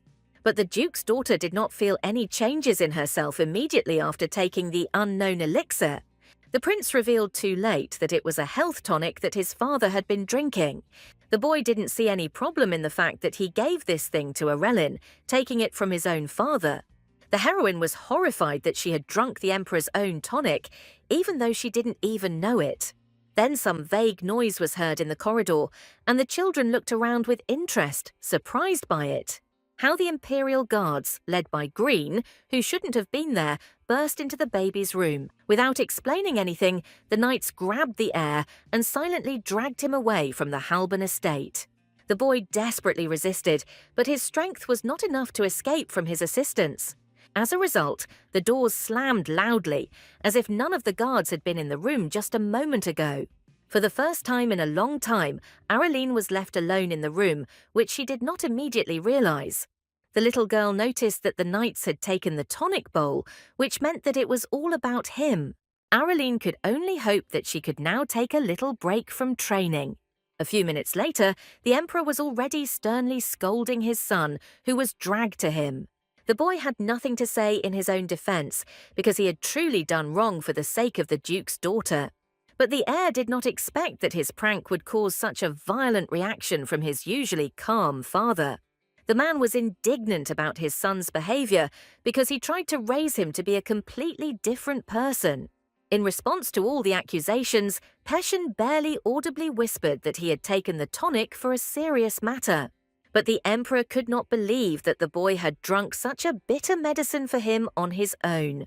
The head of the empire was surprised that the child did not drink this elixir, since he stole it for other purposes. Passion hoped that he wouldn't have to tell his father anything, but there was no other choice. Therefore, the boy admitted that he took the tonic only to give it to his sick friend. This news greatly shocked the emperor, who always told his son to take care of other people. The impressionable man was delighted that the prince had grown up to be a caring and sensitive heir. If the baby had done this out of curiosity or mischief, things would have taken a completely different turn. But in this situation, the father could not even scold his son because he supported his desire to help others. Passion joyfully threw himself into his father's arms when he realized that he had been so easily forgiven. The emperor easily guessed that the boy had helped Lady Halban, who was in poor health. But Passion was unwilling to admit that he had a romantic interest in the duke's daughter. The man was pleased to look at his son, who had grown up to fall in love with a girl. He only regretted that the prince had fallen in love with the wrong person. It was not without reason that Lady Halban was famous for her poor health, as she could have died at any moment. Therefore, none of the servants forbade the boy to communicate with this strange and sick girl. Everyone thought that their friendship wouldn't last long enough to develop into anything. It was impossible to make a princess of a child who was soon to die. The emperor saw himself in his son, since he too could only love one person. That is why the man supported the child, who sincerely wanted to cure Arelina. The ruler kindly suggested to the boy that in the future the lady should become his real bride. This caused a storm of emotions within the heir, who blushed in embarrassment at such a possibility. So, with a smile, the man promised to help his son with the healing tonic. Thus, the prince easily escaped punishment and returned to visit the Halban estate. The heroine was disappointed by this because she had hoped that the boy would be punished for a month. But he not only returned, but also brought with him a medicine from the emperor for the girl. Leiborgen suspected in advance that the ruler would not dare to seriously punish his beloved son. Moreover, the manager had to deal with the fact that the twins also wanted to visit them. The little girl sincerely did not understand why her house had suddenly become a meeting place for children. Here the lady realized that she had only one way to avoid constant training. Even the energetic Passion won't be able to spend much time with her among the other children. The lady was confident that Mehen would not refuse her desire to return to the gatherings of friends. The heroine came up with the idea of making even more acquaintances in order to have less contact with the heir. Passion was close enough to hear Mrs. Plan, which surprised him, so already at the next meeting there was a commotion due to the prince's appearance there. Only Muvisk sighed sadly, as he was forced to be in this place. The boy understood perfectly well that everyone around would pay attention only to the heir, and he personally will once again conduct the event completely alone, since no one approached him. Previously, Harun was more cheerful because of the twins' antics, but for some reason they became quiet for a while. On the way to the hall, the future knight noticed someone's unfamiliar silhouette behind one of the columns. The girl had not yet chosen any friendship targets, so she kept her distance for now. Back at the Halban estate, she had come up with a brilliant plan for how to behave at the meeting. The little girl was going to find some new friend who would be only glad to see her. And by communicating with this man, the lady had to avoid the prince's training. It was a brilliant plan, and nothing should have stood in its way if not for one circumstance. Because Passion spent so much time with Areline, everyone else began to hate her. And the heroine completely forgot about this nuance, so she quickly found herself on the sidelines of communication. Everything would have been fine if the Duke's daughter hadn't been hunted by cheerful twins. Miss did not at all want to arouse the children's hatred by communicating with these guys. Therefore, Arelin hid in panic behind a column where Muvisk found her in this state. When the girl crawled under the table in an attempt to hide, the boy for some reason followed her. Because of the future knight's silent behavior, the heroine did not know what was on his mind. Suddenly, Harun asked if the baby was in pain, which was a rather strange question. But the girl was more amazed by the fact that for the first time she heard the voice of Muvisk, who was always silent. This comment visibly embarrassed the boy, causing him to turn away from the little girl in embarrassment. Only after a few seconds did the lady realize that the baby had misunderstood the meaning of her hide-and-seek. As a sign of consolation, the heroine stroked the child's head to make him feel more comfortable. Miss remembered that Harun was the ideal friend in the story because of his loyalty.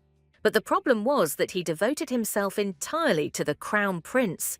So many were disappointed with the knight who did not pay attention to anyone else. A cunning plan arose in Aralene's head that she could bind the boy to herself. So the lady asked point blank if Muvisk would be willing to be friends with her at least sometimes. The child was noticeably surprised by this proposal, since usually no one talked to him. It was difficult for Harun to make a decision because he had promised to remain faithful to the prince in the future.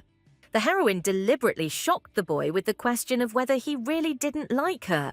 The little girl tried to pressure the knight to make a decision in her favor, at least now. And only thanks to this did the duke's daughter achieve success, which she mentally rejoiced at. But outwardly, Aralene did not allow herself such a display of feelings so as not to frighten the boy. It was at this awkward moment that Peshin appeared near the children, whom he had been searching for a long time throughout the palace. The heroine, confused, announced that from that day on she would be friends not only with the prince, but also with Harun. This caused a wave of jealousy within the heir, who did not want to share his friends. In the end, it all came down to Arelin and Peshin sharing poor Muvisk all day. Alamand, poorly concealing his irritation, asked Halban to back down from such a stupid idea. But the little girl did not want to train with the prince anymore, so she stubbornly did not let go of Harun. The twins had noticed the escalating argument for a long time, so they watched with interest from the sidelines. They were amused to see the lady pulling the future knight towards herself, not intending to give him up. But the heir didn't like to lose, so he only clung to his friend even more tightly. Seal and Noel even made an imaginary scoreboard, assigning points to the children. Aralene talked about how you didn't have to know someone to be friends with them, but the prince did not agree with this because he had communicated with the boy since childhood and did not want to change that. The twins watched the verbal altercation with interest, commenting on it like hosts. And poor Muvis couldn't find the right moment to run away from this conflict. Taking advantage of his status, Pession forced the boy to sit next to him. Seal and Noel immediately refuted the idea that the heir was breaking the rules for the sake of future victory. This further angered the heroine, who already felt that she was gradually losing. As soon as Harun opened his mouth for a moment, the boy and girl shouted at him too. This was the last straw for the patient child, and he quickly ran away. The heroine wanted to follow her new friend, but the heir abruptly grabbed her hand. No matter how angrily Aralene screamed for the prince to let her go, the boy did not want to listen to anything. Peshin was sad that the lady had once again chosen someone else and not him. The duke's daughter remembered how she once wanted to play with Harun to escape from the prince. But she couldn't even imagine that the heir would remember that one-time situation so strongly. The little girl was surprised by Peshin's deep feelings, which he hid from her. But the boy was so embarrassed by his question that he let go of the duke's daughter's hand. He had time to regret what he had said to the lady, so he no longer wanted to know the answer. To prevent Aralene from telling him anything, the prince deliberately covered his ears with his hands. And a moment later he rushed after Muvi under the pretext of looking for him. The heroine was left alone with the heavy thoughts that tormented her little heart. She couldn't even imagine that her confession of dislike for the heir would hurt him so much. Peshin always seemed like a person who was neither afraid nor hurt by difficulties. The boy's gentle and cheerful smile made the lady completely forget that he was still a child. The heroine felt sincere remorse because she did not want to offend such a good friend. But Mrs. thoughts were interrupted by the twins, who finally decided to appear from the bushes. They arrogantly declared that they had seen through the Duke's little daughter's cunning plan. It just turned out that the boys were fixated on their game of collecting winning points. So they thought that the lady was going to win it only by bribing Muviska. Araline was once again convinced that it was better for her not to talk to these fools at all. At the same time, Harun could barely catch his breath, being frightened by the recent conflict. The boy couldn't understand why the new friendship had led to such serious complications. But what worried the knight most was the condition of the young gentleman who had recently found him. Peshen was in such a bad mood, as if something terrible had happened not long ago. The heir was only interested in the question of how close Muvisk was to Arelin. Harun was worried that the prince wouldn't believe him if he said that they had only become friends today. The future knight felt uncomfortable having to choose one of his friends. However, he pleased Peshen by saying that he would still prefer to be friends with him. This was the first time Harun had seen the emperor's son become so dependent on another person. Now every detail connected with Arelin either made the boy happy or sad. For the first time, Muvisk found himself in a situation where he had to console the crown prince. Suddenly the boy declared that he would never give up or lose to his best friend. Harun didn't understand at all why Peshen suddenly started competing with him. But then the twins rushed into the main courtyard with important news for the emperor's son. They shocked the child by the fact that Araline did not want to call him her best friend. The boys didn't have time to ask the girl if she wanted to see Harun as a friend. But it turned out to be vital for the prince to know the answer to this very important question. However, Harun volunteered instead of the guys, believing that it would be right for him to approach them. As a result, after a few minutes, the boy announced that the lady would not be friends with him either. The children were pleased that the duke's daughter had not chosen any of them for true friendship. Muvisk didn't tell any of them that he had simply made up the answer out of his head. Due to his overly emotional state, the heir was not ready to communicate with other children, and the future knight took advantage of this to take a little walk in complete solitude. The heroine was now completely alone, standing in the shade of the emperor's beautiful tree. From time to time, other children would gather around the girl and whisper unkindly about her. They had no idea that Araline heard all the vile words directed at her perfectly well. It was for this reason that the little girl tried to stay away from envious children. The girl only wanted to make more friends to get rid of training with the prince. That's why she was angry, because all her plans quickly shattered into pieces against the harsh reality. In both her past and current lives, the heroine found it difficult to communicate with other people. Meanwhile, the girls continued to slyly discuss the duke's sick daughter. They dared each other to approach the little girl for fun and openly mock her. No one could ignore the fact that Araline had a sweet and beautiful appearance. This irritated only one girl, who bore the proud name of Leslie Belfart. This little girl boldly walked straight up to the lady who had been sitting alone under the tree until now. Leslie approached Araline directly with an offer to join her for tea. This girl was the only daughter of a rich marquis, and that is why she behaved arrogantly. After all, the little girl never needed anything in her life because of her parents' love. The only thing that weighed on the lady was that her family was only one rank below the duke in status.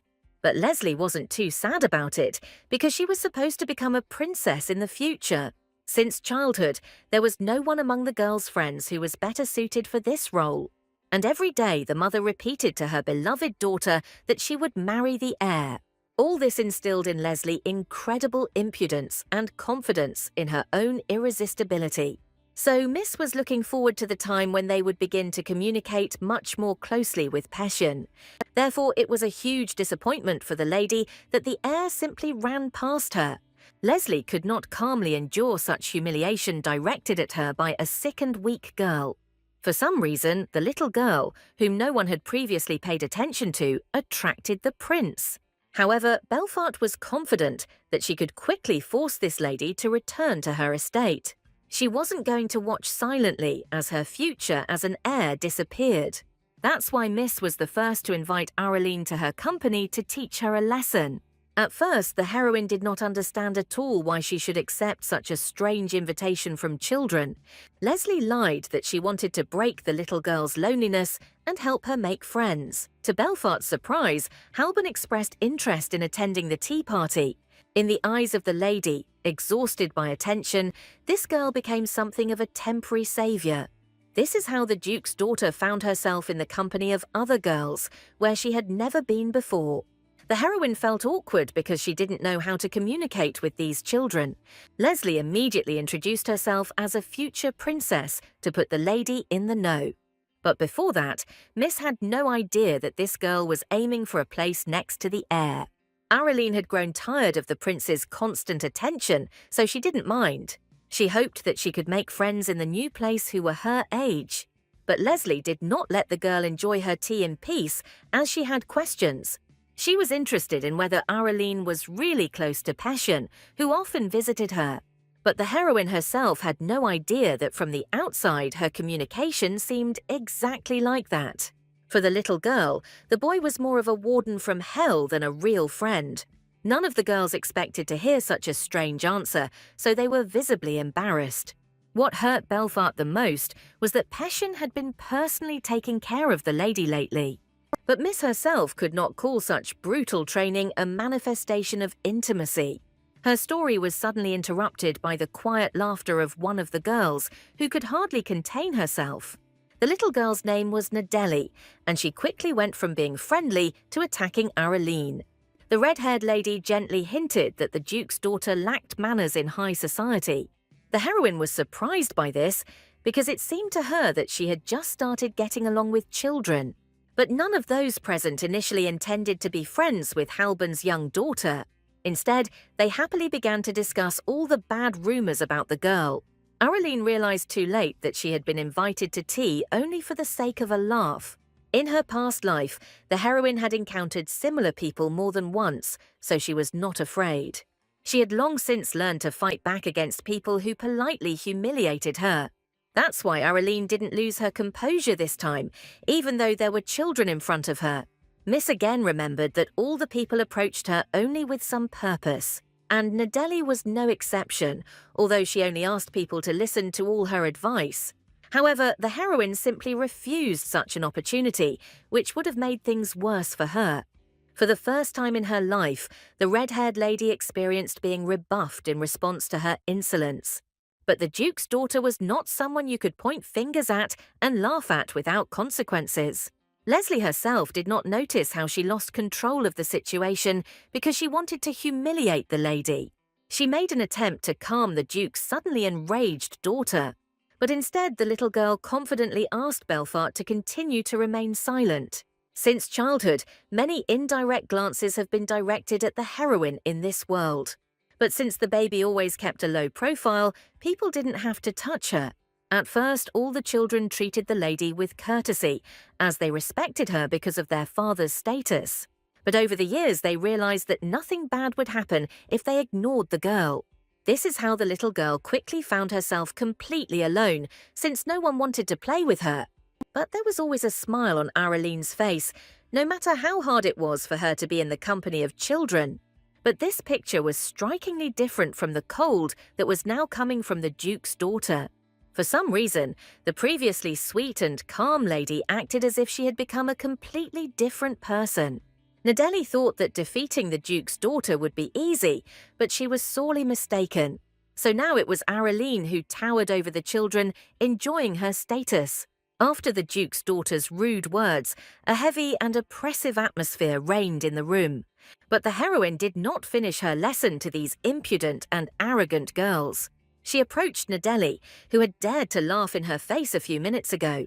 But now this red-haired lady could barely raise her head from fear and humiliation directed at her. As soon as she heard that the miss did not need her advice, the girl burst into tears. Looking at her, the heroine could not understand why she was trying to get closer to these girls. Araline had no desire to remain in the company of aristocratic children. At that very moment, a maid looked into the room with an offer to bring some cakes. But the assistant didn't expect to stumble upon a bitterly crying lady instead. The girl immediately rushed to console the baby, for whose condition she was responsible. But Araline did not feel a drop of pity for the lady whom she had brought to tears with her words. Such rude behavior puzzled even the maid who was supposed to calm the girl down. The heroine was the first to say goodbye to the children, not wanting to stay in their company for even a moment longer. the little girl finally came to the conclusion that she was not destined to have normal friends. Meanwhile, at the Mayhen estate, preparations were underway for the visit of important guests to their small empire. The conversation was about the abode of wizards, which was always located somewhere high in the air. But before, the man had never heard of these magicians being interested in affairs on Earth. Dylan was happy to help the gentleman with all his affairs so that there would be less work. The assistant was only concerned that the situation with monsters in the north was getting worse. Until now, any mention of Duke Leborgan would make him darken with rage at his behaviour. The most interesting thing was that it was the prince who volunteered to sponsor the support group. Mayhen was ready to swear that the heir was not helping Lady Arelyn's father for no reason. Here Dylan confessed to the gentleman that today at the children's meeting something happened with Miss. It was the first time the man had heard of a girl being the first to start a fight and provoke someone. But the assistant believed that the little girl had done the right thing because she had not allowed anyone to harm her. The manager was worried that the girl might grow up to be like her wayward father. And at exactly that moment, the little girl began to quietly open the heavy door to the office. She appeared in front of Mayhen with a joyful smile on her face, as she had already missed him. Only Dylan felt awkward because they had just discussed her possible punishment. But at the sight of the girl, Leborgan forgot that he had recently wanted to give her a severe reprimand. Instead, the man began to discuss the affairs of the lady who had something to tell him. So Dylan quickly realised that he had been worrying about the manager's behaviour for nothing. Meanwhile, in the palace, Leslie was angry with her friend because she couldn't return home because of her crying. Nadeli even thought about asking Arelyn, whom she had laughed at, for forgiveness. But Belfart dismissed this option, as she was sure that the Duke's daughter would not be able to do anything. She angrily reminded her friend that no one was paying attention to that girl anyway. That is why the Marquis's daughter could not bear the fact that Arelyn looked down on her. She was going to personally take revenge on the impudent girl who brought her close friend to tears. And in carrying out this plan, a lady who usually behaved quietly came to her aid. Belfart had no choice but to accept the little girl's offer. The next morning, Uni didn't touch the girl because she thought she was going to have training. But the heroine remembered how sad the prince's face was during their last meeting. So the lady was sure that this time Peshin was definitely offended and would not come to the meeting. Therefore, Miss preferred to spend time in silence and calm reading a book. The maid did not argue with the decision of the young mistress, whom she respected for her behaviour. But as soon as the little girl opened the door, the prince appeared before her, ready to teach her. The boy immediately announced loudly that it was time to train so as not to slack off today. Arelyn stared in complete shock at the child who haunted her every day. This time, the heir used a stopwatch to help the lady with more complex training. He was pleased that Mrs. Body was gradually becoming more resilient through exercise. The heroine kept casting secret glances at the boy, seeing that he was behaving somewhat differently. But the baby didn't say a word about their last conversation, so Arelyn also remained silent. At the same time, the heroine screamed inside herself because they still hadn't talked after the fight. She couldn't continue to pretend as if nothing had happened during their last meeting. But Peshin acted as if there had been no awkwardness between them last time. Only after a few hours did the heir decide to ask his friend one small question. The girl didn't expect the conversation to be about her recent quarrel with the children of aristocrats at a tea party. Alamend clearly knew what exactly had happened, but for some reason he wanted to hear it from Arelyn. However, the heroine was not ready to talk about her feelings, so she said that everything was fine. Peshin noticed that the lady had become much more silent after the incident that had worried him. At the same time, the girl tightly clasped her hands on her knees because she was sincerely worried. She couldn't admit that this whole situation happened to her precisely because of the heir. The boy seemed to feel that he was the cause of the conflict, so he sincerely apologized. It was important for Arelyn to hear such words, even though she would not have asked for them herself. The heroine was always surprised by how grown up this boy was, even though he was living for the first time. But his warm smile always warmed the lady, no matter how older she was inside. Compared to him, Arelyn felt like a terrible person who hid her feelings. So, for the first time, the lady responded with warmth to the care of the child whom she wanted to consider a friend. The boy remembered that the little girl wanted to make friends, and he did not want to interfere with her in this. But Miss had time to realize that she had already found her first and best friend. In her past life, the heroine never had time to allow herself to become attached to another person. Therefore, out of habit, even in this world, she distanced herself from everyone around her, fearing the pain of separation. But now Araline realized that it was much more pleasant to give in to these good feelings. As soon as the lady admitted that she considered Passion a friend, he immediately blushed. In his emotions, the boy began to beg the girl to let him hug her. The heroine couldn't push away the child for long, who was madly happy about their new closeness. Previously, the Duke's daughter had no idea how attached the heir had become to her. Miss was a little ashamed that the boy had his own role to play in the future of this world. But Passion didn't even consider the possibility that he might like someone else.